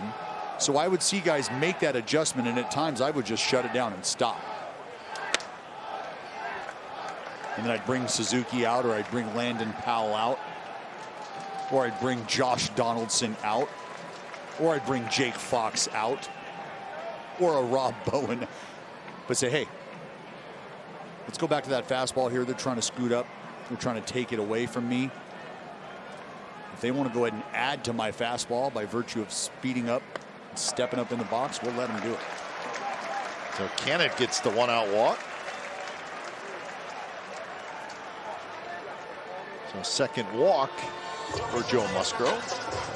Hey, Ace fans, Xfinity Mobile delivers fast nationwide 5G on the most reliable network. Save on your wireless bill with Xfinity Mobile.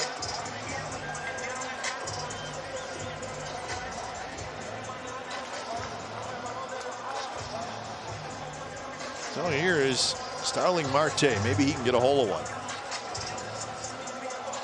His only run in the game last night was Marte's home run in the 5th inning, his 8th of the year.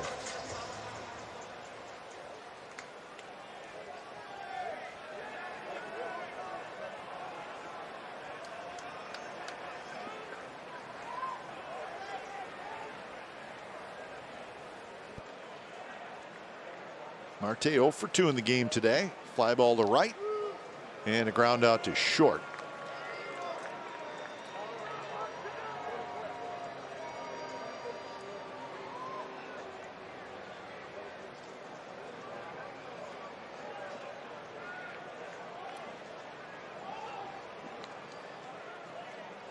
Canna with a good lead. First pitch inside. Some loud noise off the bat of Starling Marte last night.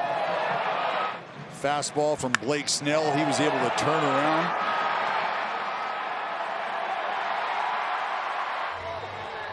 A beautiful sight. Got to be a great feeling for Marte. Musgrove gets the call there, and a breaking ball, outer half, 1-1.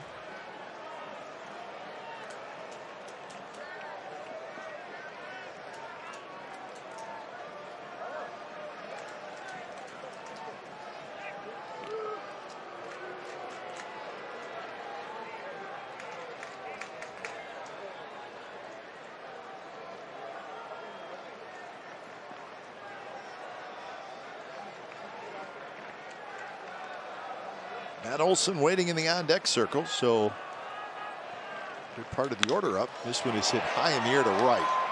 Marisnik's back, and Marisnik makes the catch. So Marte is retired. He's 0 for 3, and now Olson will hit with 2 outs. There's wow, how about that? Yeah, huh? well, that's a good look at how he's tried to go about the work today, and we told you, likes to spin it. 36% curveballs. And I feel like over the last few innings has seen that number creep up. He started to get a feel for it. Tried it early on. Wasn't able to command it for strikes, but since then has not only been able to dial it up for strikes, but putaways. He's getting soft contact with it. First pitch to Olson is a strike. It's funny, you think of Joe Musgrove, big, strong guy, right? And he throws pretty hard, but really, probably more of a breaking ball guy.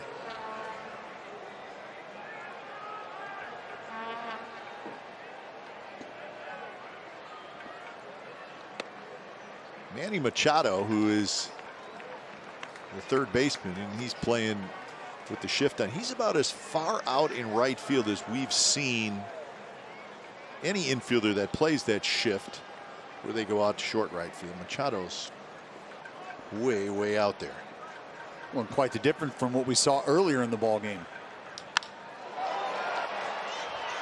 Grisham backs up, and he's got it, and that'll do it. So the 1-out walk to Canna, but the A's do nothing with it, and we are on to inning number 6, 3-1 Padres. As he was named the Heart and Hustle Award winner this year for the Oakland A's. So congratulations to Matt Olson. Each team has a player who wins the Heart and Hustle Award, all 30 teams in Major League Baseball, and then one of those 30 players will win the award for Major League Baseball, and that will be announced in November. So Matt Olson wins the Heart and Hustle Award for the A's, and maybe, just maybe, he could win it for all of Major League Baseball. Nice play by Mark Canna to open up the top of the 6th inning. Got a baby, Mark. Doing a good job of going in a little abbreviated slide here. Tracking that ball all the way down. And it's just easier to go into that slide on the knee there than try to continue to run through. Reach across your body, little backhand. Mighty swing by Hosmer. And the count is 0-1. Hosmer singled and scored in the 4th.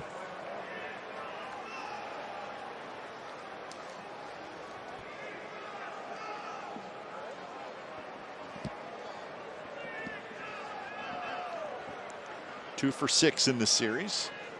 A couple of singles and a walk.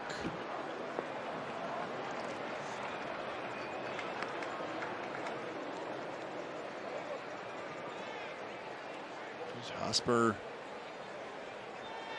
Another one of the San Diego Padres who's locked into a long-term deal. They got a lot of long-term contracts. Big ones. Tapped. Just foul. Hosmer is in year 4 of an 8-year, $144 million contract he signed. Remember, they signed Hosmer in the offseason going into 2018. Then the next year, they signed Manny Machado. So back-to-back years, they forked out $144 for Hosmer, and then the next year, $300 for Machado. It's this one hard to Olsen, and Olsen trots to the bag, 2 outs.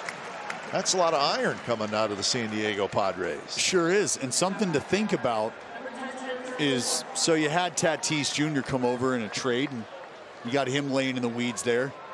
Manny Machado shows up, gets to big league camp, says, hey, you guys want to win? Like, I mean, you guys want to win. You got a guy right here, right now, that needs to be in the big leagues with us like yesterday. Yeah, because wasn't Tatis just having a great spring training, and just watching him play, it was pretty obvious what this was all about. But then there were some questions whether he was going to make the team out of spring training. Yeah, and I think when you get a guy like Manny Machado's endorsement, and you know what?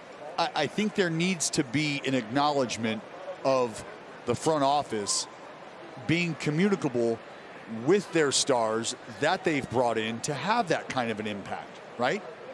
If the skipper has a feel for who he's got in that room and he trusts them, which you absolutely know Tingler does, well, their words carry a lot of weight now. More action for Olsen, and that'll do it. So a good inning for Frankie Montas. He's retired 7 in a row. Bottom of the 6th coming up.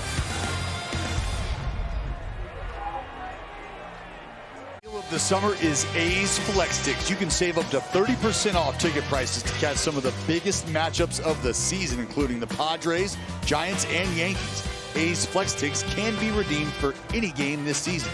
So save 30% and buy A's Flex Ticks at athletics.com/flexticks.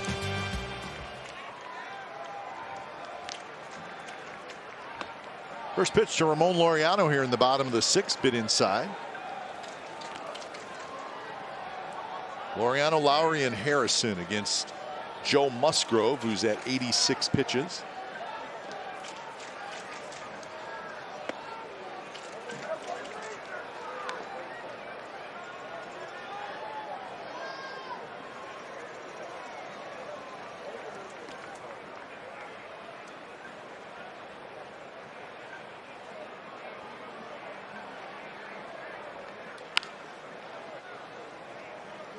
One now.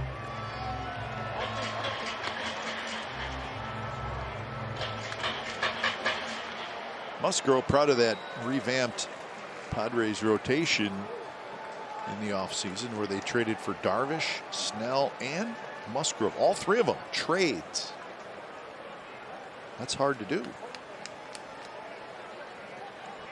Well, it's just incredible to watch them go out and pluck Cy Young talent and continue to load up, even with some of the arms that have the promise that they do already in-house. See the lefty Andrew Chafin, him and his curls and that outstanding mustache, going to get it cranking.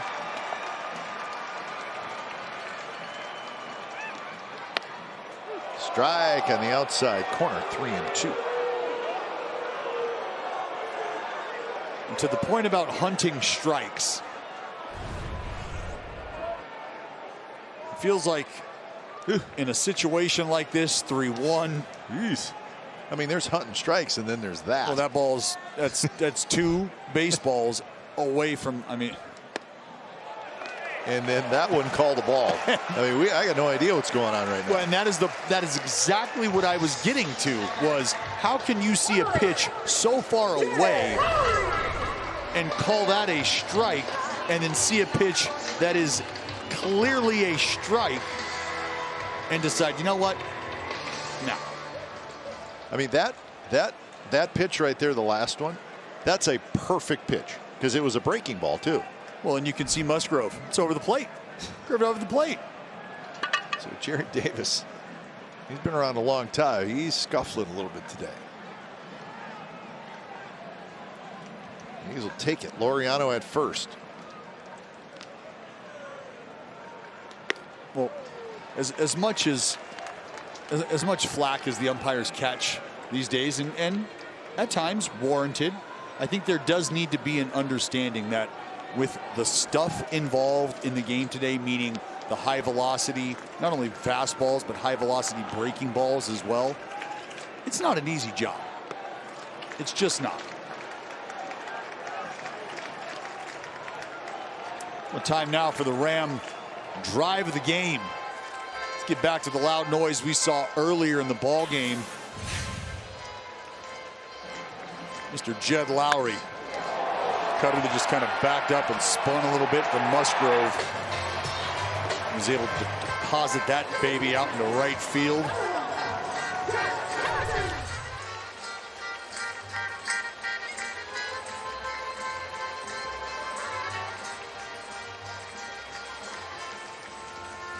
Pierce Johnson getting loose in that Padres bullpen.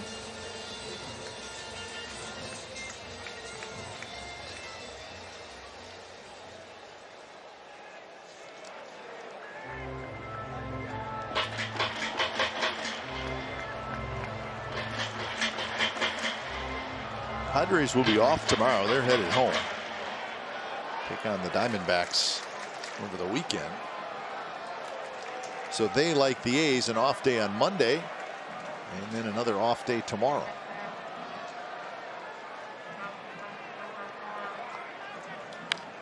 Rolled foul, 2-1 to Jed Lowry. Homer in the second and ground out in the fourth.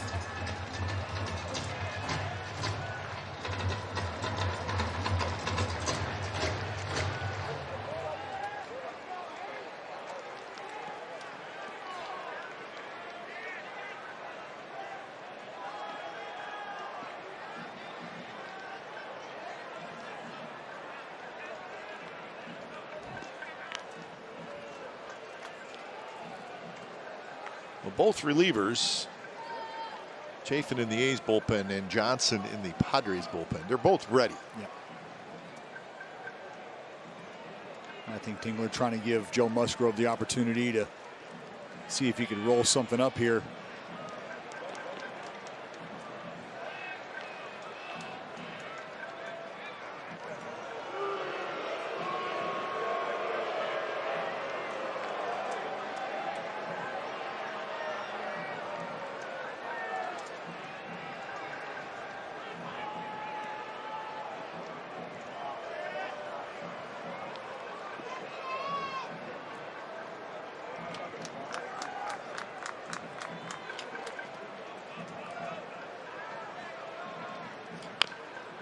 Another ground ball. Lowry way out in front.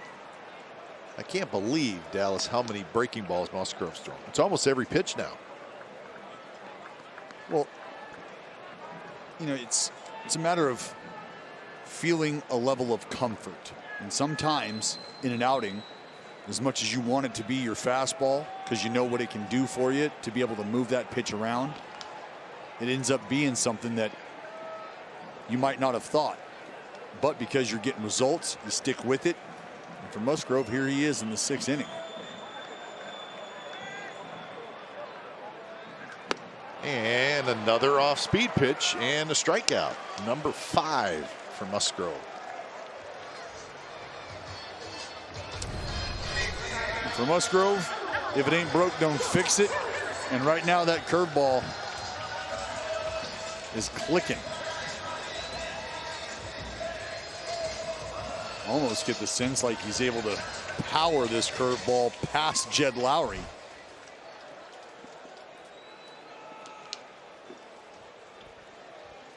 So here's Josh Harrison.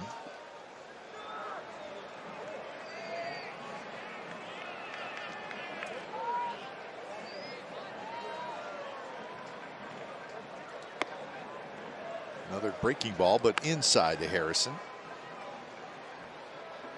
Yeah, I believe that's 37 curveballs. Sounds about right.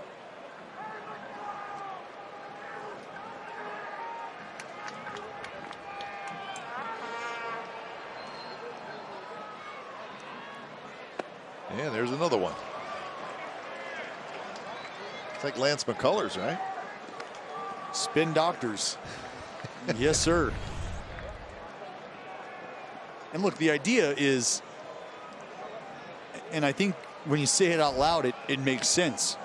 Well, if I can throw a pitch with decent velocity that moves quite a bit, and I also have the ability to dial up some good velocity when I need to, 90, mid-90s, then maybe I throw them that wrinkle more often.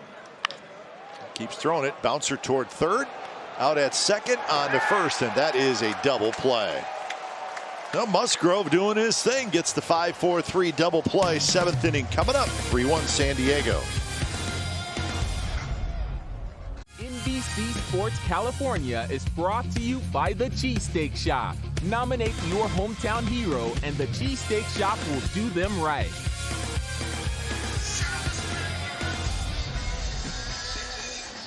So we have reached the 7th inning with the Padres leading the A's 3-1. And when it's time for a change, think Speedy Oil Change and Auto Service, your trusted oil change, tune-up and smog experts. Andrew Chafin comes in. 47th appearance total for Chafin this year. It's the 4th appearance as a member of the Athletics. Very fine season. The whip below 1, which is excellent.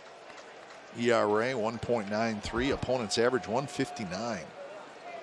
So he takes over for Frankie Montas, who goes 6 innings, 8 hits, 3 runs, no walks, and 8 strikeouts. So pretty good outing for Frankie Montas, just not a lot of help offensively. And really one inning, the 4th inning, where he gave up a couple of runs on 4 hits. And that turned a 1-1 game into a 3-1 game, and that's where we are right now with the Padres leading it. And that's where Andrew Chafin comes in, keep this ball game right where it's at.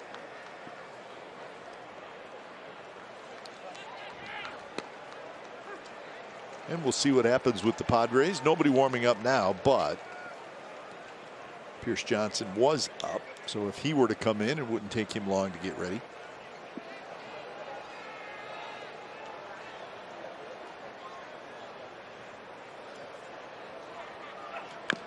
Bunted. Chafin's got it, and he'll underhand to first. So Grisham tried the drag bunt, just couldn't get it past the pitcher. And if you don't get it past the pitcher, it's probably not going to work. Yeah, when you got an athlete out there like Andrew Chafin, good luck getting it by that mustache. No chance. Grisham trying to slap it out there. Chafin says, I'm all over it.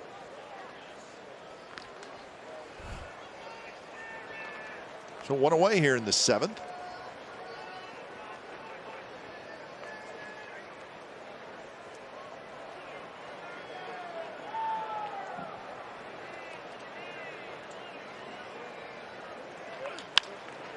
And Caratini slaps one foul, and I mean just foul.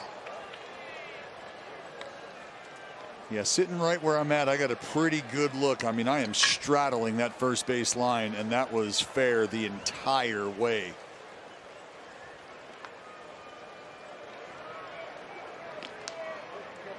So Johnson back up. So it looks like he will pitch the 7th inning. Caratini today doubled and scored in the 3rd, singled in a run in the 4th.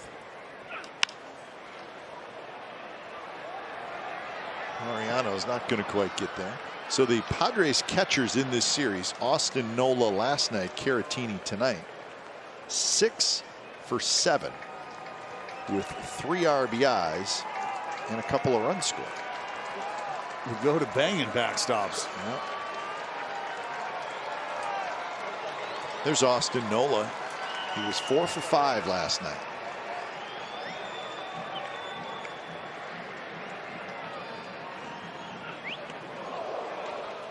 A little low.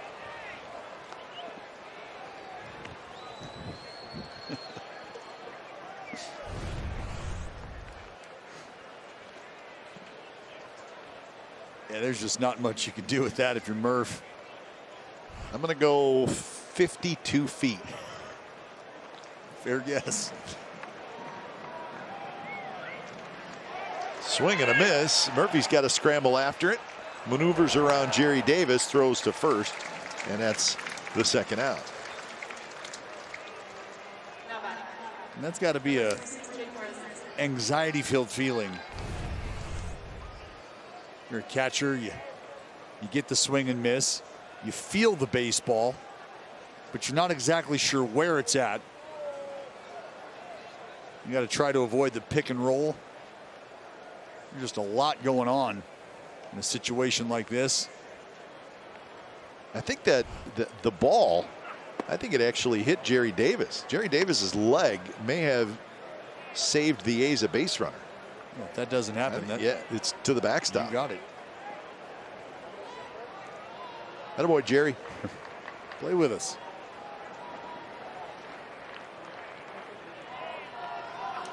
Marisnick, line drive, and he's got a hit.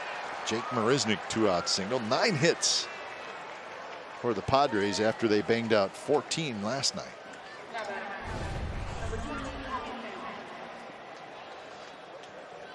Just a fastball middle.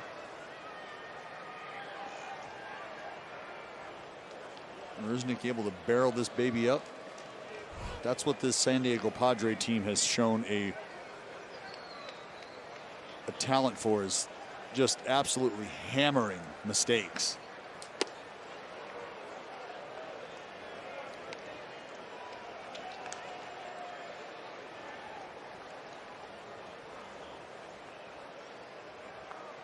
Yeah, they put together a lot of good at-bats. A little bit like the Astros.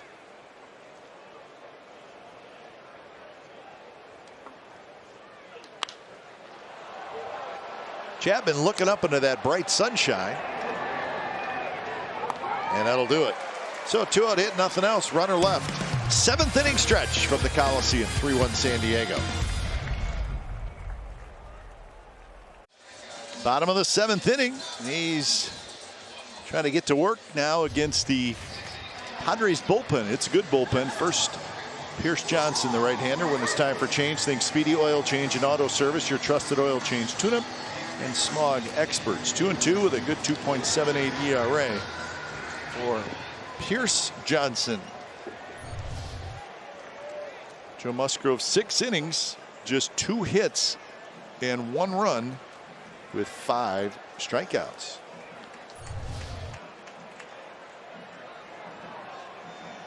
So Pierce Johnson facing Murphy, Chapman, and Andrews.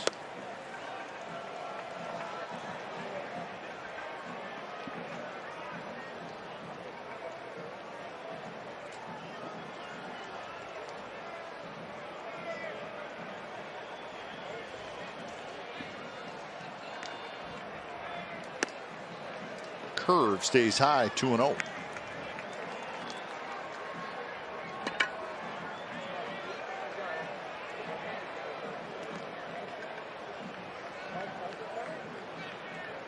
So the A's have scored 2 runs in this series, both on home runs. There's a strike. When things typically do not get easier the deeper you get into a ball game. You mentioned the quality work put out by the San Diego Padre bullpen.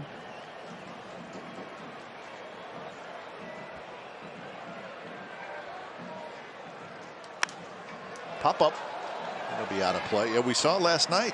Padres bullpen last night went 4 innings. 1 hit, no runs, and 5 strikeouts.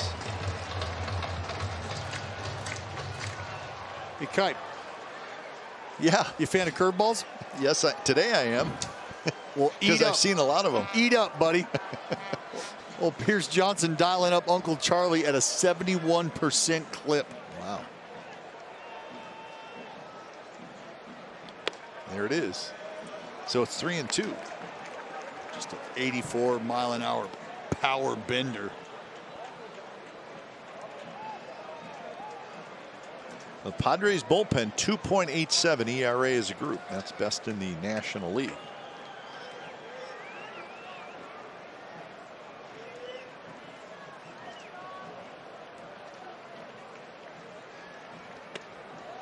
And another curveball, and he missed. So a leadoff walk here in the 7th, and now a message from Tahoe Blue Vodka.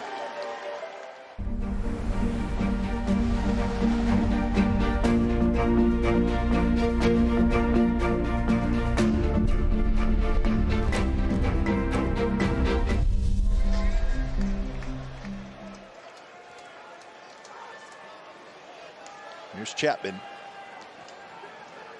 Chapman a pop out to first and a strikeout.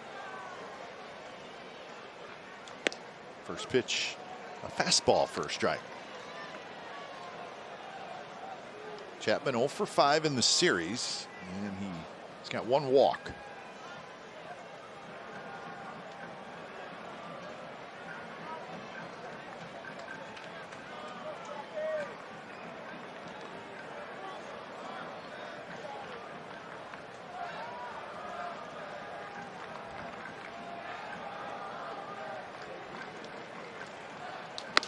Swing and a miss. 96 miles an hour. So Johnson's got the heater. Oh, he can rear back and go get it. Good movement too, running in on Chapman.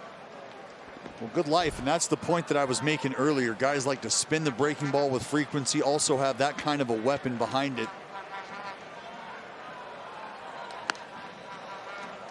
And that pitch right there, the only reason that pitch is thrown is to see if Matt Chapman just might decide to offer at it. If not, he backs it up with that power breaking ball.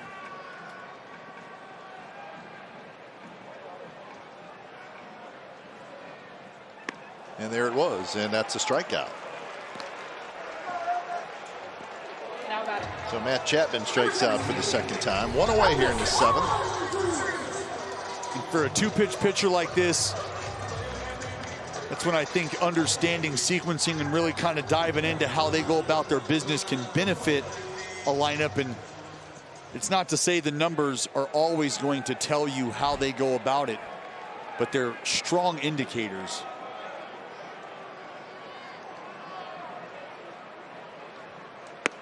Strike to Elvis Andrus. And for a guy like Pierce Johnson, you just looking at the numbers,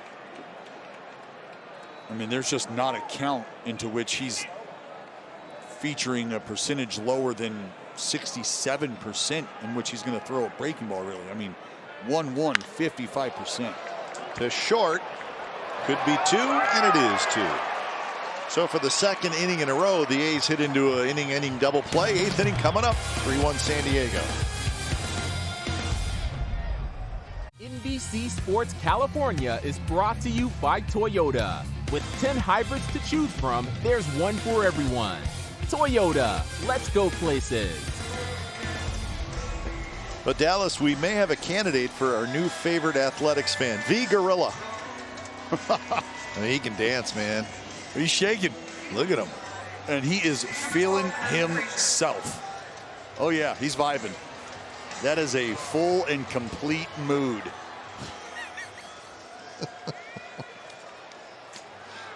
The Gorilla. We like him. We love him. We like him.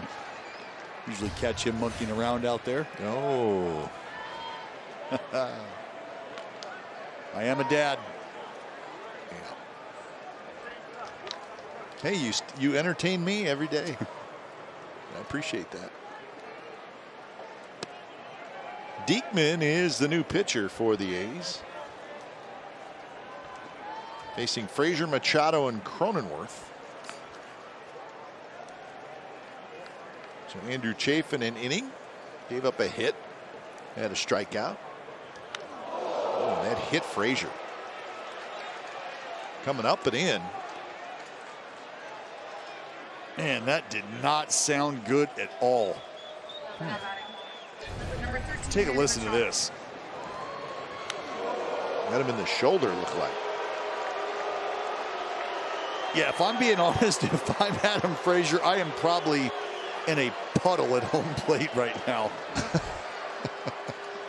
Just all kind of yelping and kicking, and he's going to sew that on and mosey on down to first base like it wasn't 97 off your shoulder blade.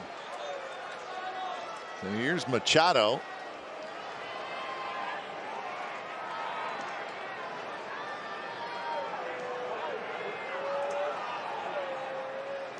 Machado swings through a fastball. Machado has struck out 3 times in the game, all 3 swinging.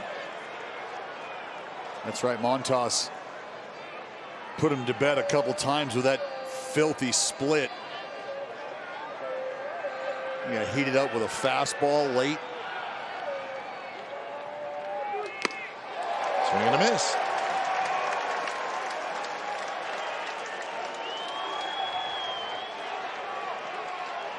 Highest career batting average versus the A's. Cabrera, Fletcher, Altuve, and Machado. .314 in his career.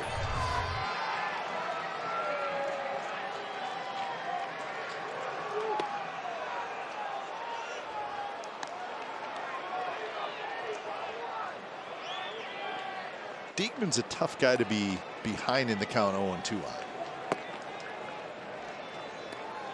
Merrill Petit getting up.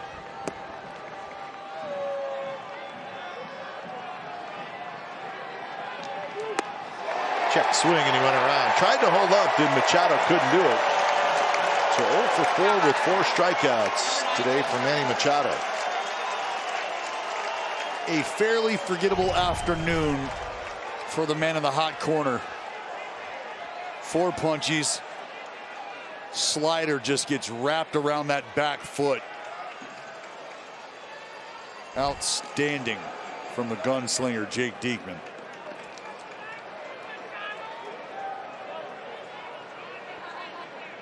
One away for Cronenworth. Cronenworth is 0 for 3. Hit a line drive toward left in the 6th that Canna made a nice play on. 1 for 7 in the series.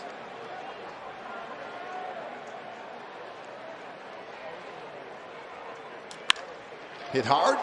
Andrus has got it. Hustles to the bag at second. Throws to first, and that's a double play. 6-3 in the double play to end the top of the 8th. Bottom of the 8th coming up. Still Padres 3, A's 1. Here's our game summary brought to you by your local Toyota dealers. 3-9-0 for the Padres. 1-2-0 for the Athletics. Joe Musgrove good for 6 innings. 99 pitches. Frankie Montas good for 6 innings. 86 pitches. The difference, Montas gave up 3 runs. Musgrove just 1. Lowry with the only home run in the game. So the A's got 2 more shots against this Padres bullpen. And here in the bottom of the 8th, it'll be Drew Pomeranz. And he'll face the top of the order for the A's. When it's time for change, think Speedy Oil Change and Auto Service. Your trusted oil change, tune-up, and smog expert. So Pomeranz, 1.96 ERA. And he is setup man for San Diego. Mark Melanson is their closer. First pitch fouled straight back. Pierce Johnson goes an inning. No hits, no runs, 1 walk, 1 strikeout. And now Pomeranz here in the 8th inning.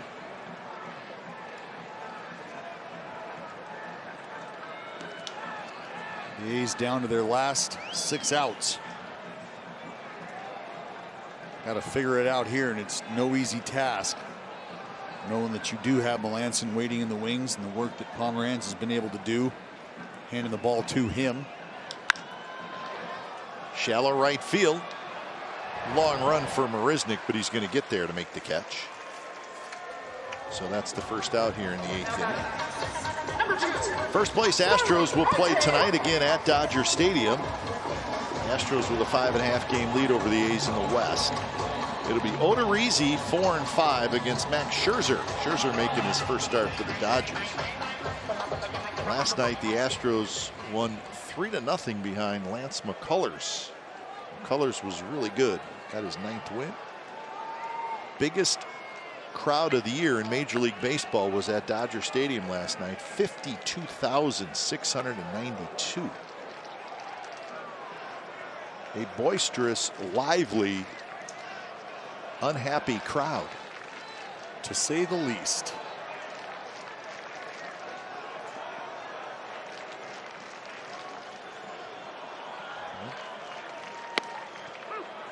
The booing, I don't think it bothers the Astros, to be quite honest with you. No, and I think it helps them. Well, I was just going to say, I think we've kind of talked about that in the past, how you take your lumps, you're kind of expecting what you run into as an Astros player after a certain time, and I think you probably have found a way to let that be a motivating factor. No question. Yep. And I'm not saying the fans shouldn't boo. I mean, they have every right. They can do whatever they want. Respectfully, of course. But I do not think, I don't think the Astros players like getting booed, but I think they're so used to it. And if nothing else, you circle the wagons a little bit. Up the middle, Frazier, 2 outs.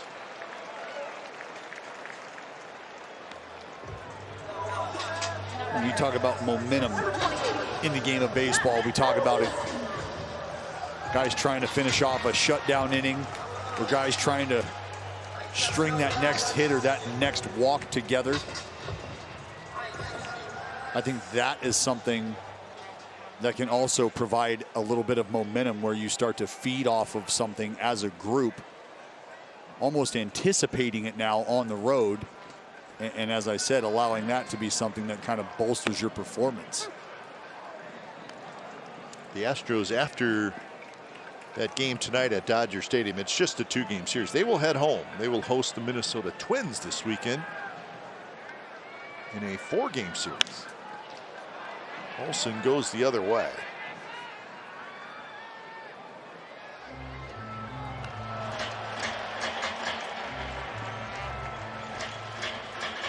Yankees just 2 back of the A's in that wild card race.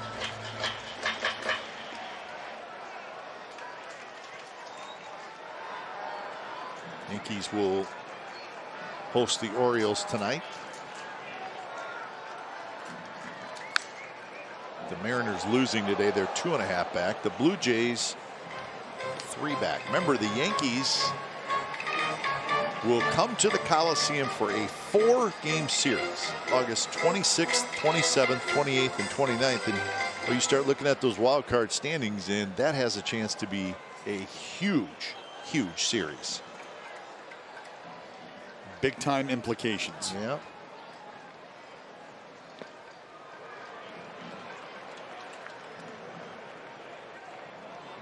Blue Jays will get started in about an hour. They will host the Indians. Blue Jays 3 back in the wild card.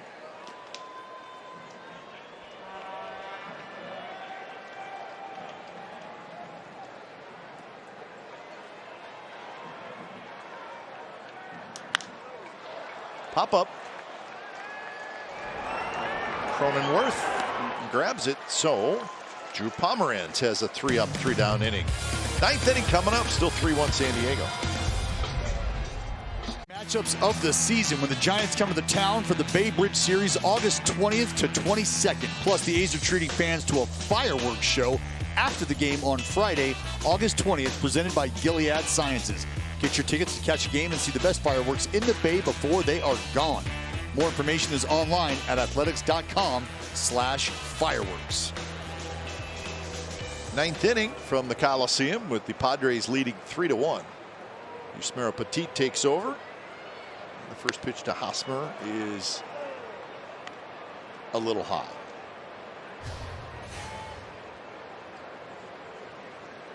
(7-1), 3.02 ERA for Yusmeiro Petit.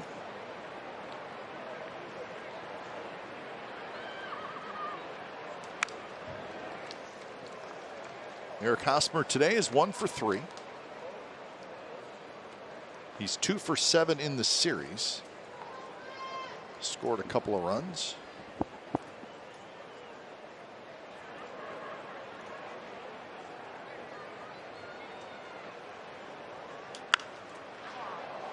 Very high fly ball toward left. Marcana grabs it. So one away with Mark Melancon warming up out in the bullpen. And there he is. He was an all-star this year, but he's been around a long time. Kind of revived his career. And doing a very nice job as the Padres closer. Yeah, a revival is right. And I think if, we're just kind of being honest, excited about the revival from a player standpoint, just because I understand what those moments can be like. You're kind of wondering, is this who I am? Is this what I've got? Is this all I've got?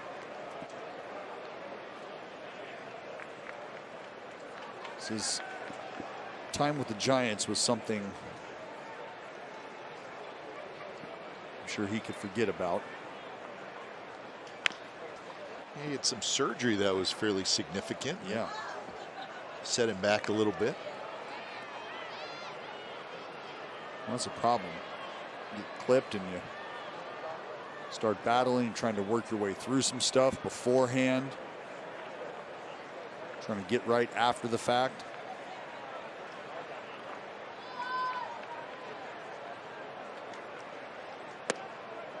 Two and one to Jurickson Profar. He's got a couple of hits today.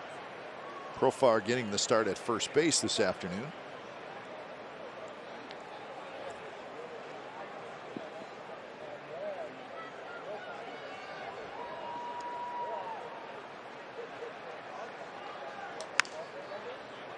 Jammed, loops it right over the netting above the Athletics dugout.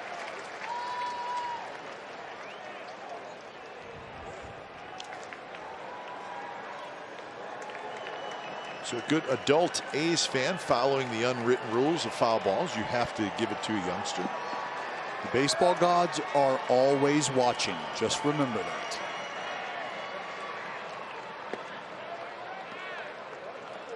What's the age, though? What's the age limit where you could keep the ball? Is it like 18? Yeah, I would say if you're 20 and you catch a foul ball, do you give it to a youngster? Yeah. Okay. Yeah. So if you're 18 and you catch a foul ball, do you give it to a youngster?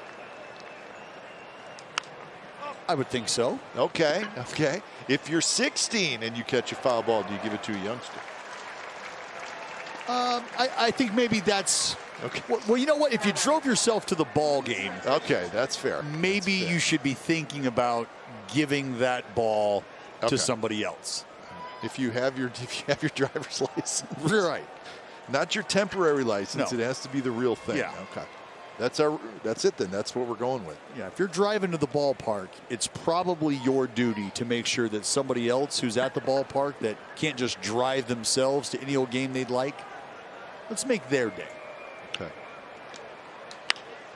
Now you do realize that 16-year-olds don't always do what they're told. You do understand that. Is that what I have to look forward to?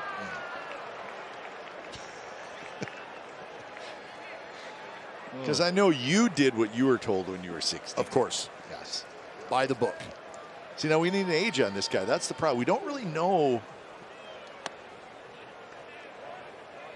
Well, we're just going to judge it on our own, I think. Yeah, and what I was going to say is, if you're in that maybe 16 to 18-year-old range, and the person next to you that you should give the ball to also has facial hair, you're probably good. Fair. Line shot right center field, a hit for Grisham. He's going to try for two. The ball's picked up by Laureano. He sidearms it back to the infield. No chance to get Grisham. And Grisham has a couple of doubles today.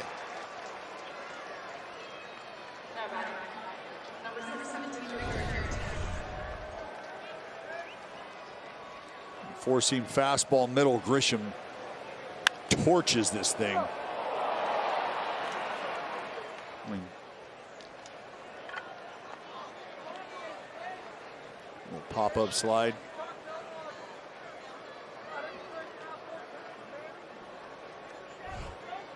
He's a smooth cat out there, man.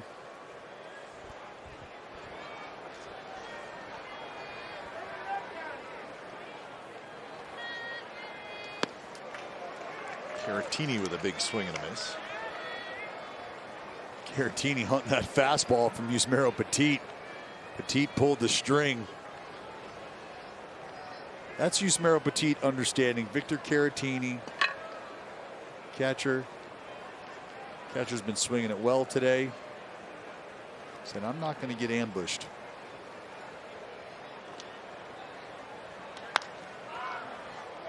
Sanders scoops it up, flips it across, and that will do it. Grisham is stranded. Last shot for the A's. Bottom of the ninth coming up. Melanson coming in. 3-1 Padres. Today brought to you by your California Ford dealers. Let's start with Joe Musgrove and his uncle Charlie. Both of them on their best behavior today. Just hot knifing through butter his way against this A's lineup. And Pierce Johnson came in, rolled himself up a nice double play in a big spot in an effort to hand it over to Drew Pomeranz, who came in, neutralized Matt Olson, the big lefty, worked himself through an inning. And San Diego Padres bullpen effort has been a big part of why the score is what it is right now. There's Mark Melanson. Melanson, he's a veteran, 36 years old in his 12th year in the big leagues. 32 saves, the most in the major leagues. He's got 4 blown saves. And in his career, 237 saves. He's been with the Yankees, the Astros, Boston, Pittsburgh, Washington, San Francisco, Atlanta, and now the Padres. So he has been around. Facing Laureano, Lowry, and Harrison. 3-1 Padres lead.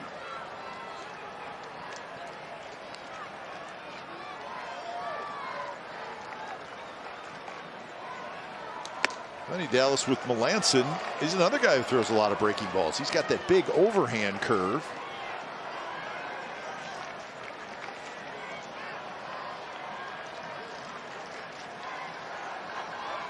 A pretty good cutter.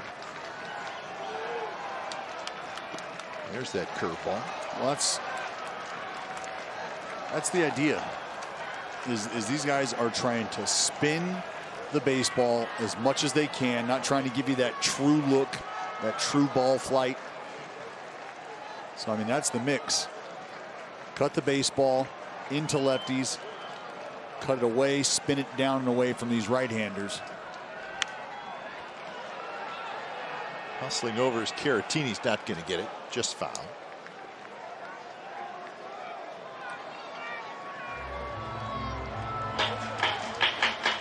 Last night, a run on 7 hits for the A's.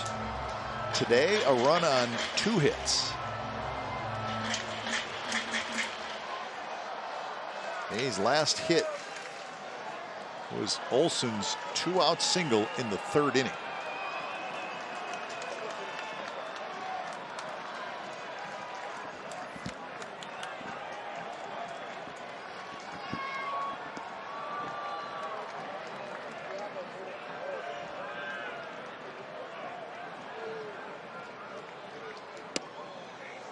Good take by Ramon.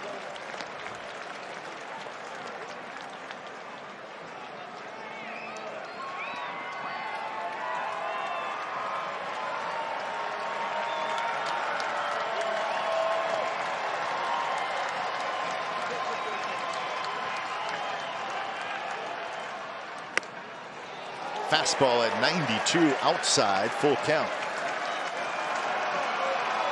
Need base runners. First one of the inning would be outstanding.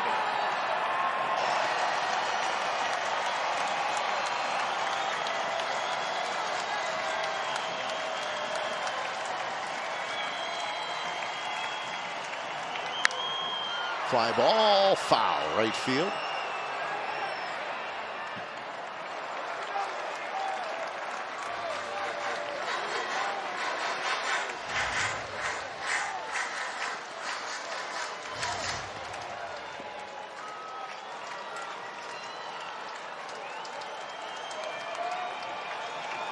Yesterday, the A's had 13 chances with runners in scoring position. Today, just 2.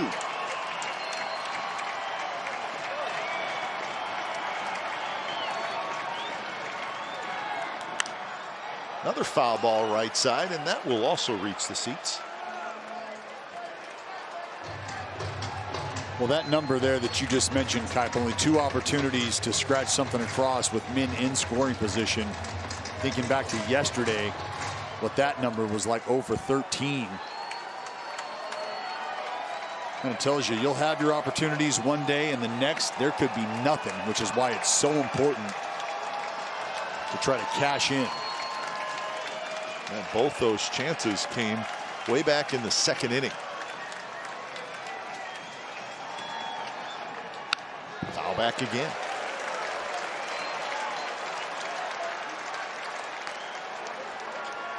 Most of Melanson's stuff is going to work its way away from right-handed hitters.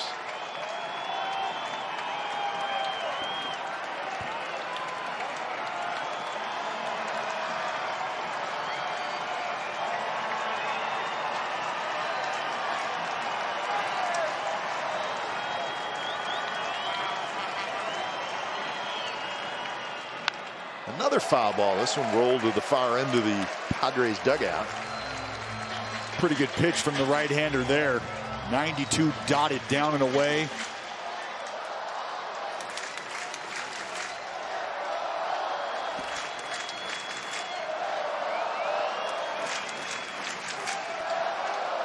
So 3 straight foul balls on 3-2.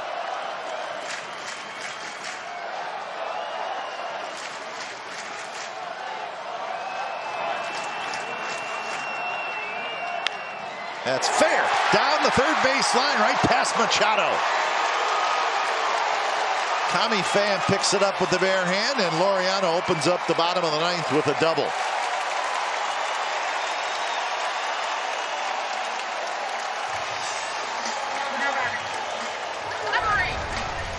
What a battle from the laser. Continued to spoil pitches that were definitely strikes. Melanson looking to put Laureano away, just unable to get it past him.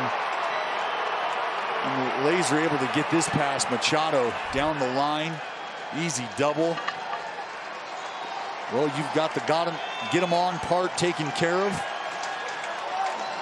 21st double of the year for Laureano, and here's Lowry. Here's your opportunity with runners in scoring position.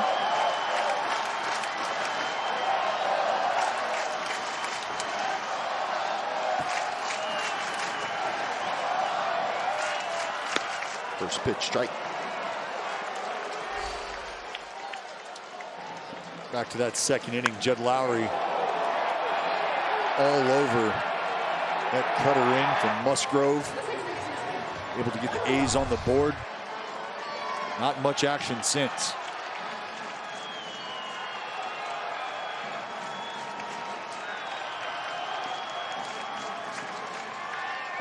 In the dirt, Caratini with the block.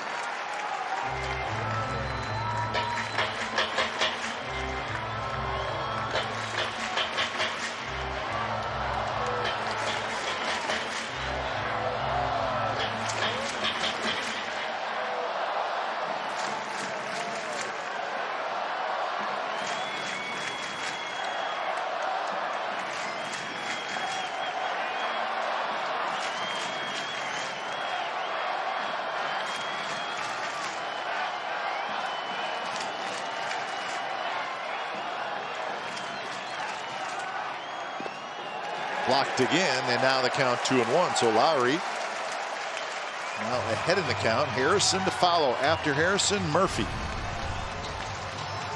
That knuckle curve grip from Mark Melanson. Caratini dropping down, covering the 5-hole.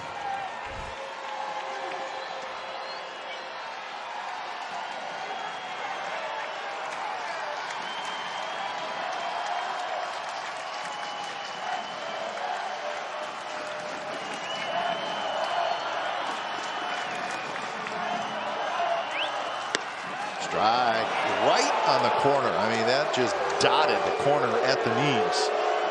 Not sure you can make a better pitch than that one. Oh, that is on the black right there. That's just a pitch you got to tip your cap to.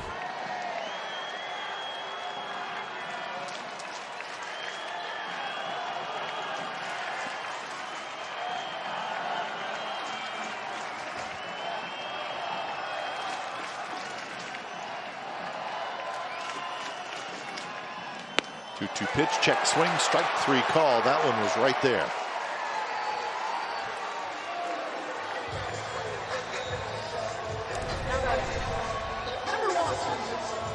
Fastball, middle. Gives you the sense that Jed Lowry might have been looking maybe for a little different ball flight.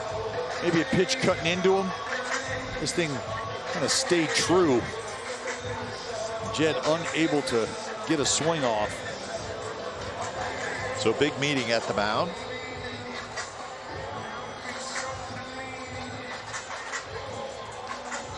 Josh Harrison is the hitter. Harrison hit by a pitch in the 2nd, grounded out in the 4th, and then hit into a double play in the 6th. And this is an important at bat here, because you do not want to put the tying run or what could be a tying run on base. One swing of the bat from Sean Murphy, and that could be a tie ball game, but you've got Matt Chapman coming behind him. I think for Melanson, the conversation is to make sure we're attacking the right spots here. Harrison hits it hard. Diving play by Profar. He's going to get up, scramble to the bag. He beats Harrison there for the 2nd out.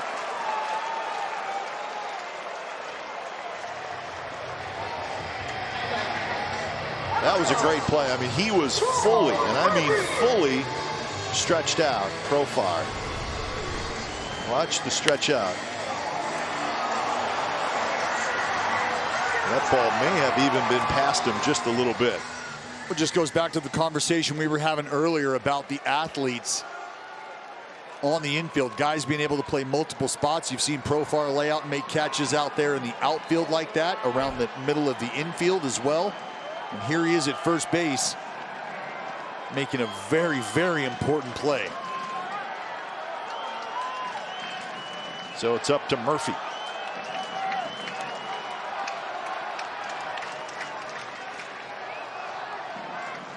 First pitch to Murphy is off the plate outside. Murphy has walked twice in the game.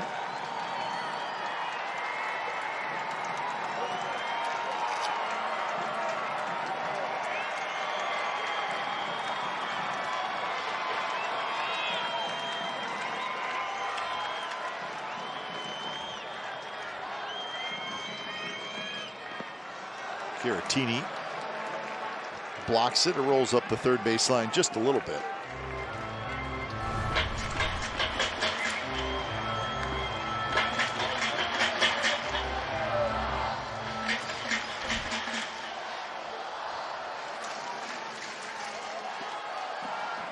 Two 2-0 to Sean Murphy, trying to get a hole of one.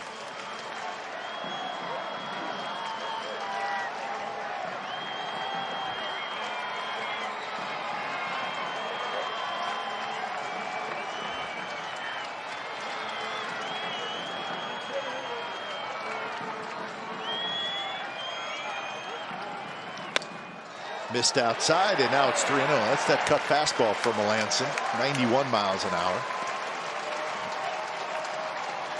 We've watched him work that cutter away to the righties. Try to drop that curveball in. Just trying to get Sean Murphy to expand his strike zone before he has to.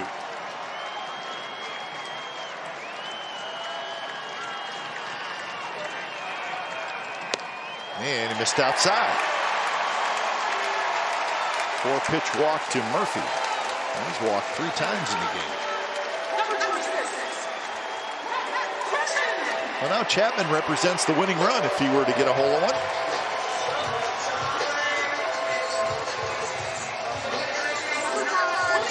Tony Kemp is going to run for Murphy. Kemp, of course, is the tying run.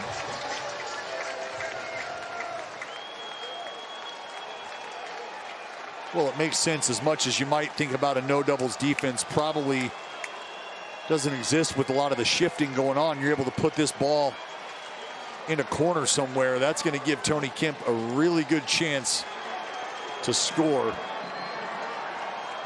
Gotta remember, there's 2 outs off of the crack of the bat.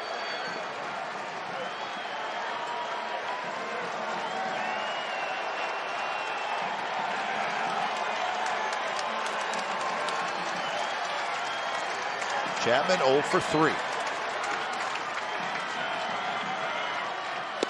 First pitch, big curve, drops in for a strike.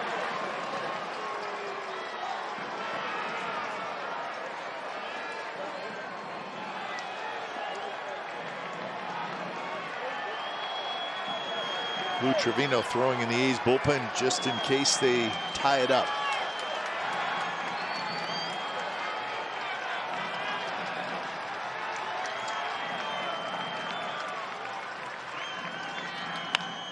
Grounded in the hole. Cronenworth has it. He'll have to hold on to it. Run comes in to score. It's 3-2. So Chapman with an RBI single. And now the tying run is at second base.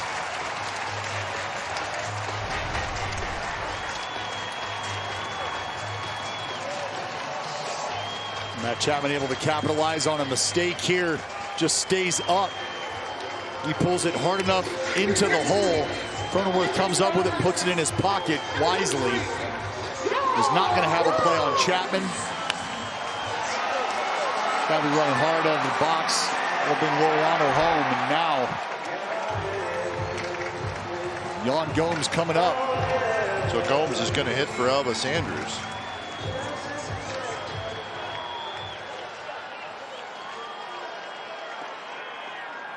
So Yan Gomes trying to be a hero. At least tie up the game. Kemp is the runner at second. Chapman at first. Tons of speed on the bases with 2 outs.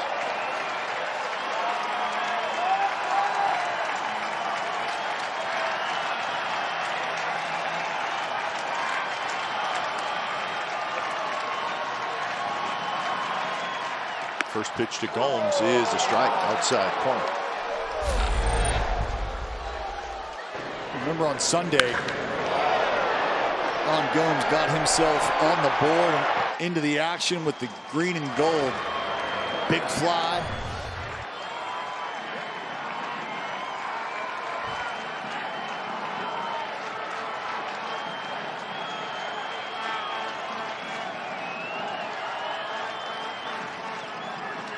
Swing and a miss.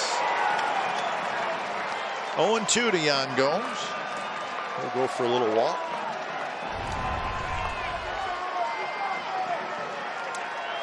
Just that hard fastball. Stays true. Not much cut on that one.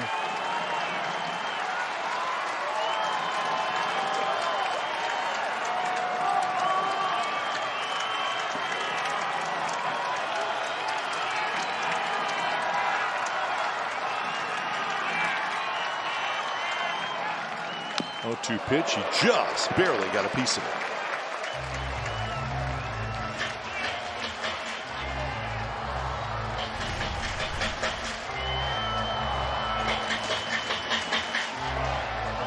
Well, you see Caratini going down in the dirt to possibly block this ball. Holmes catching just enough.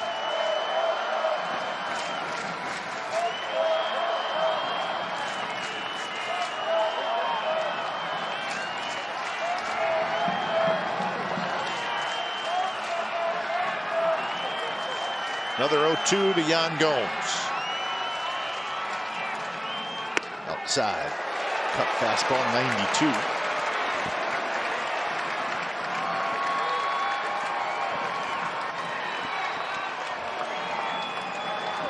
A run in for the A's. A base hit will tie it.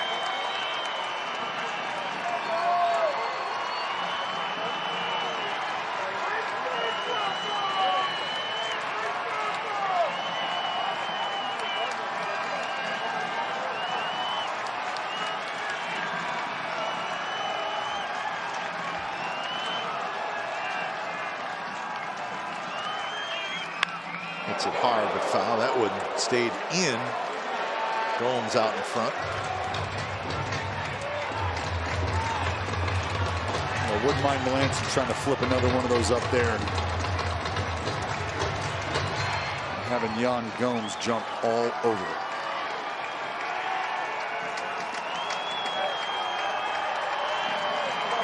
'28th pitch coming up from Melanson. Let's see if he tries to bury another curveball, or do they try to work that cutter away from Gomes?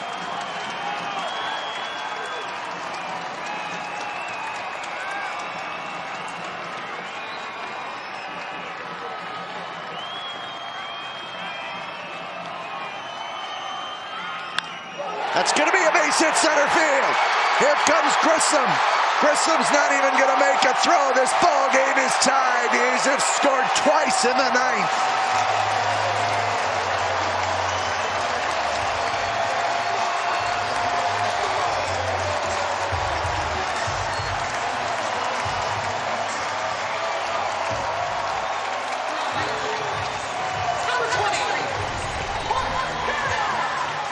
Well, another huge at-bat here with 2 outs.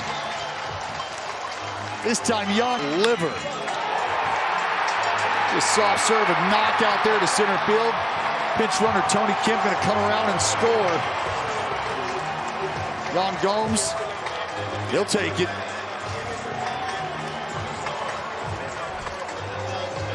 So 3 hits and a walk in the inning.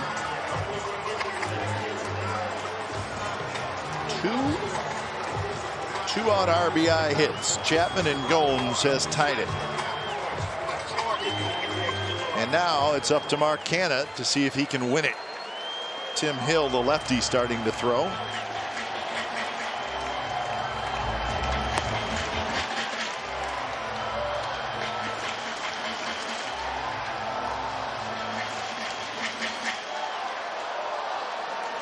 That's your winning run. Great speed in Matt Chapman.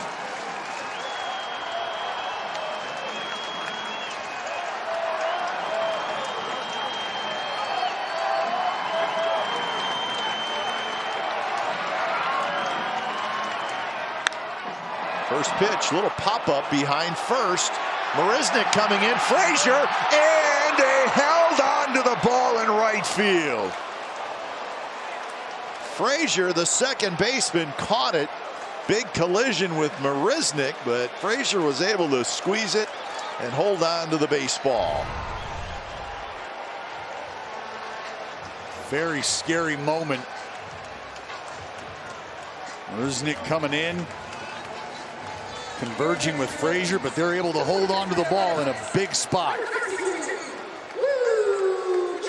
So we got extra innings, folks. Start a runner at second base and see who can execute. 3-3 game after 9. 2 in the bottom of the 9th, so now we got extra innings. That's right. Bonus baseball. See, looks like Will Myers is going to hit for Marisnick. We also have some defensive changes for the Athletics, which we'll give you momentarily as Lou Trevino comes in. So Trevino, 48th appearance.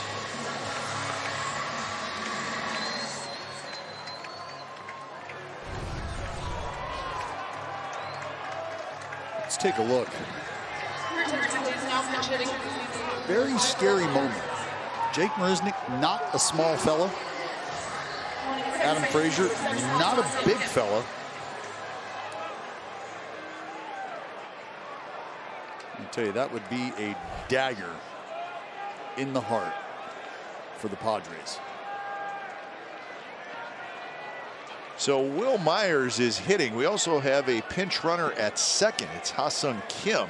Caratini, the catcher, would have been the runner at second base. So the Padres said, well, we're going to use a pinch runner. So Kim is the runner at second. Myers is the hitter, and he bounces one up the middle. That's Chapman, who's now playing shortstop.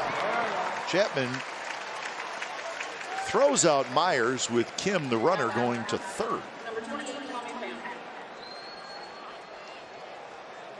So Kemp at second, Chapman at short, Harrison at third, Gomes is your catcher. Those are the changes for the Athletics. So a lot going on. A lot going on in the score sheet. Oh, yeah. It's all right. We're with it. So here's Pham. Infield in. First pitch. Bounce slowly. Chapman's got it. He's coming home. He juggles, and everybody's safe.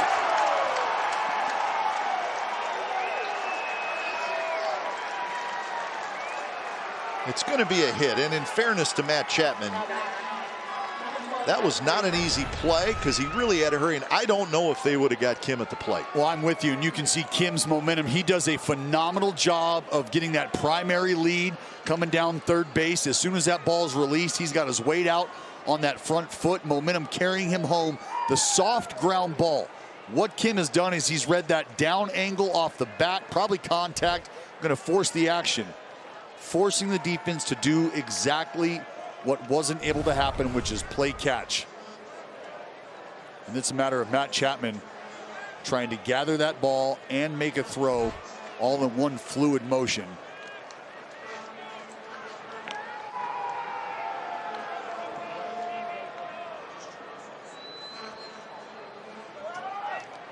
So it was not a hit. It was an error on Chen. Fielder's choice E6. There's no RBI.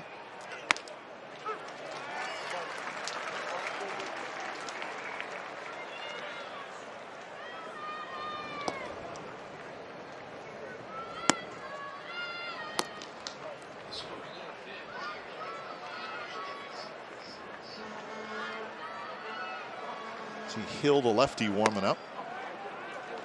Now it's 1-1 to Adam Frazier. So the Padres lead 4-3.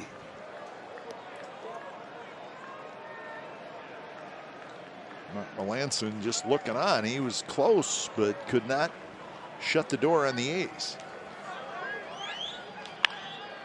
And that one is just foul. Dallas, I don't know how you feel about the runner at second, starting with the runner at second in extra innings. I'm not sure how I feel about it either, but it's hard to deny that you have instant action and it brings the crowd to the edge of their seat because you're already in extra innings. And for that, it may be a good thing. Well, there's no denying that it is an instantaneous strategy scenario. Yep, big time. You've got to start making decisions right away. Are you looking to trade an out for 90 feet? How do you want to go about trying to scratch that run across? And from a player's perspective early on, you want the work that you and your boys have done leading up to this point to matter, to count. So if you're the San Diego Padres, you think about having been winning this ball game for its entirety, really, aside from the first inning, and then all that kind of goes away.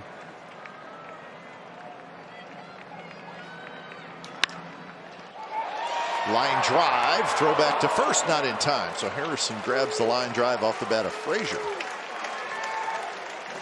And for the Padres, what you would hate to have happen is the Oakland A's trail the way they have, tie it up late, and then get that runner out on second and be able to put you away.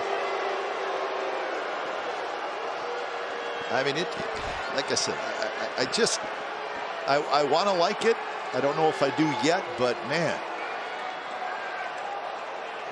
it is a dimension to the game that we have not seen before. I mean, what we've also found out is as Machado steps up, as in a case like this, Padres have scored a run, right? So they're happy about that. But when you're the visiting team and you hit first, you really, really want to score 2 runs. Yeah.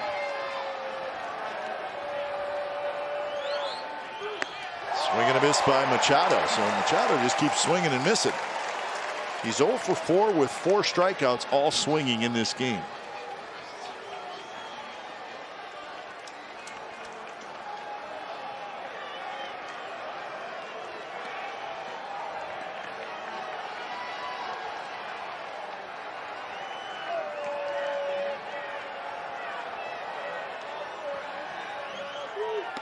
Off the plate.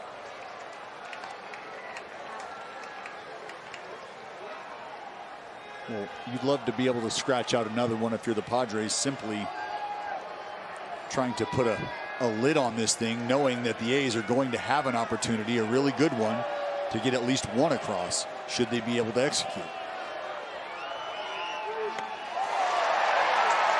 That's a swing and a miss. It pops away from Gomes. So now the count 1-2. I can't remember Manny Machado swinging and missing me either with the frequency we've seen today. Just having one of those days.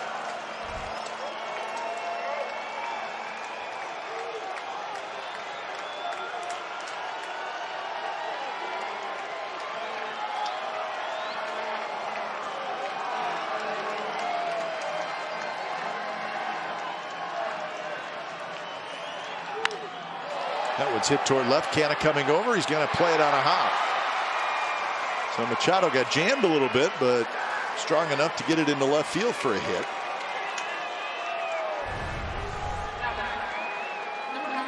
Well, this very close to the body line. 95 chasing him inside.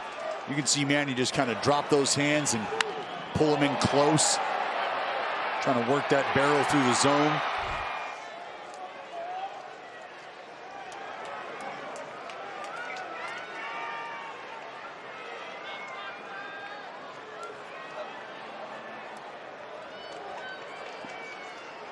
So Cronenworth is the hitter. The A's this year in extra inning games 4-3. Padres 5-5.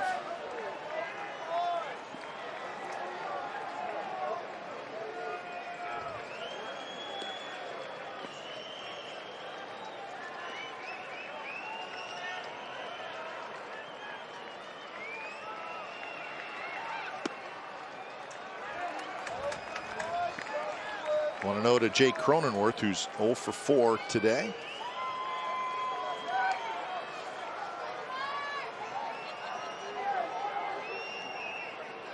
One for 8 in the series.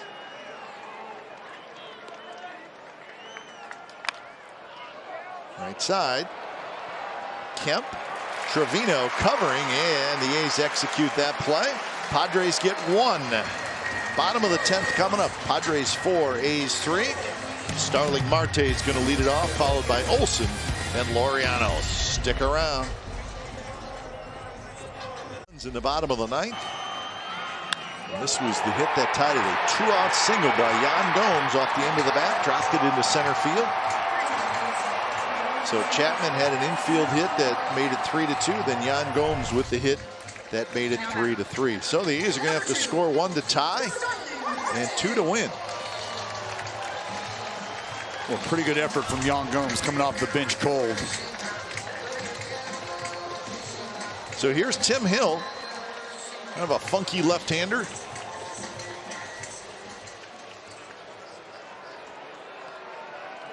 Canna is the runner at second. Marte is the hitter.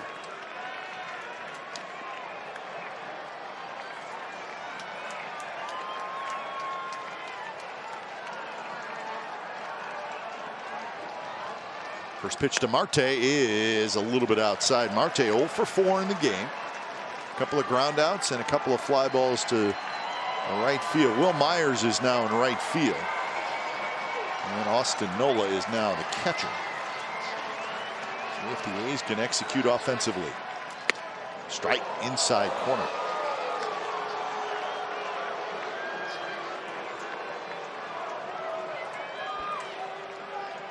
The Padres have used, they only have 3 extra players, and they have now all been used.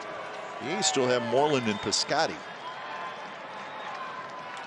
Marte, little flare to right field. Myers hustling in, not going to get it. Drops fair, Canada third, he'll stop there.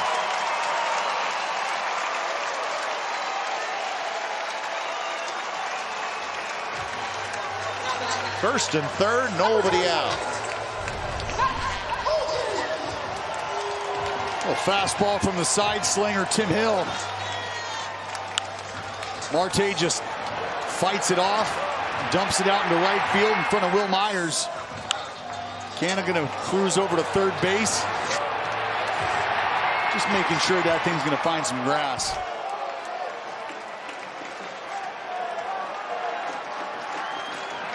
So Matt Olson steps up. The Padres infield comes in. Outfield shifted toward left center. Marte goes. The ball's hit to right field and deep. Myers back, looking up, and it is off the wall. 1 run scores. Here comes Marte, the winning run, and this baby is over.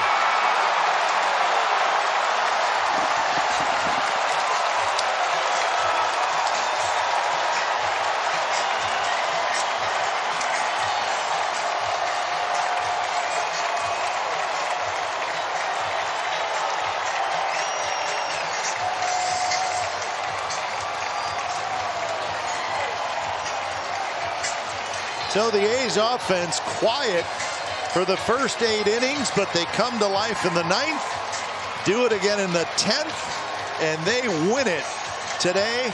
Unbelievable. 5-4 is the final, and Matt Olson is your hero. Wow. They just would not quit. So Matt Olson with the double. He almost pumped it out of here. Thought maybe he did. Myers went back. Myers could not make the play. He was fighting the sun just a little bit. And once it banged off the wall, Starling Marte with that terrific speed, you had a pretty good feeling. You knew Cannon was going to score from third, and you had a pretty good feeling that Marte, who was moving on the pitch, he had to stop to make sure the ball didn't get caught. And then with that great speed, Marte raced around, and he ended up scoring. So Matt Olson, his 5th career walk-off hit, and it sends the A's and their fans to the exits with a big smile on their face. What a win for the A's, their 61st of the year. So 2 in the 9th and 2 in the 10th. And the A's will take it. So they're going to enjoy the day off tomorrow, get ready for the Texas Rangers, and they can bask in this victory just a little bit because it was a heck of a ball game. Remember, they had just 2 hits and 1 run through the first 8 innings. So Dallas Braden standing downstairs with the hero, Matty O. Matt Olson. Dallas, take it away. All right, fans, I'm here with the man of the hour, Matty O. Offense struggled a little bit yesterday with runners in scoring position, a little bit of the same earlier today. What was the mindset coming in against a guy like Joe Musgrove, you know, has been throwing the ball very well, got to capitalize, got to score? Yeah, you said it. You got to capitalize. That's obviously a really good team over there. So, you know, we waited a little bit to do some stuff with runners in scoring position, but we got it done. Good win. You know, nice going into the off day, and especially after a rough loss yesterday. Well, take us through this last at bat, because you got a funky lefty out there at Tim Hill. Not a very easy guy to pick up as far as release point and stuff is concerned. Looked like you got a fastball that you were able to be on time with. Yeah, we faced him. I faced him at their place. He left a couple of fastballs over the middle, so I wanted to be ready for it. You know, it's a funky slot. I hit it and honestly thought it was a sac fly, but the ball kept going. So, yeah, glad we got that win. Well, you got both cheeks into that one, big guy. Don't worry about that. Go clap hands with the boys. Continue to ride that wave. Congratulations, big dog. I appreciate you. Back to you, Kite. All right, thanks, guys. So Matt Olson, RBI 71 and 72. 71 tied it. 72 wins it. So Matt Olson is your hero this afternoon as the A's walk it off over the San Diego Padres. So 2 really good teams squaring off in this quick 2-game series, and it ends up being a split.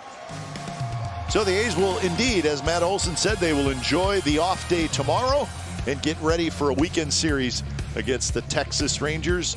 The A's now 61 and 48 after today's walk-off win. Time of game was 3 hours and 23 minutes. It was well worth it. 10,648 was the attendance. The final score in 10 innings, the A's 5, Padres 4. Time now for A's Postgame Live, brought to you by Toyota.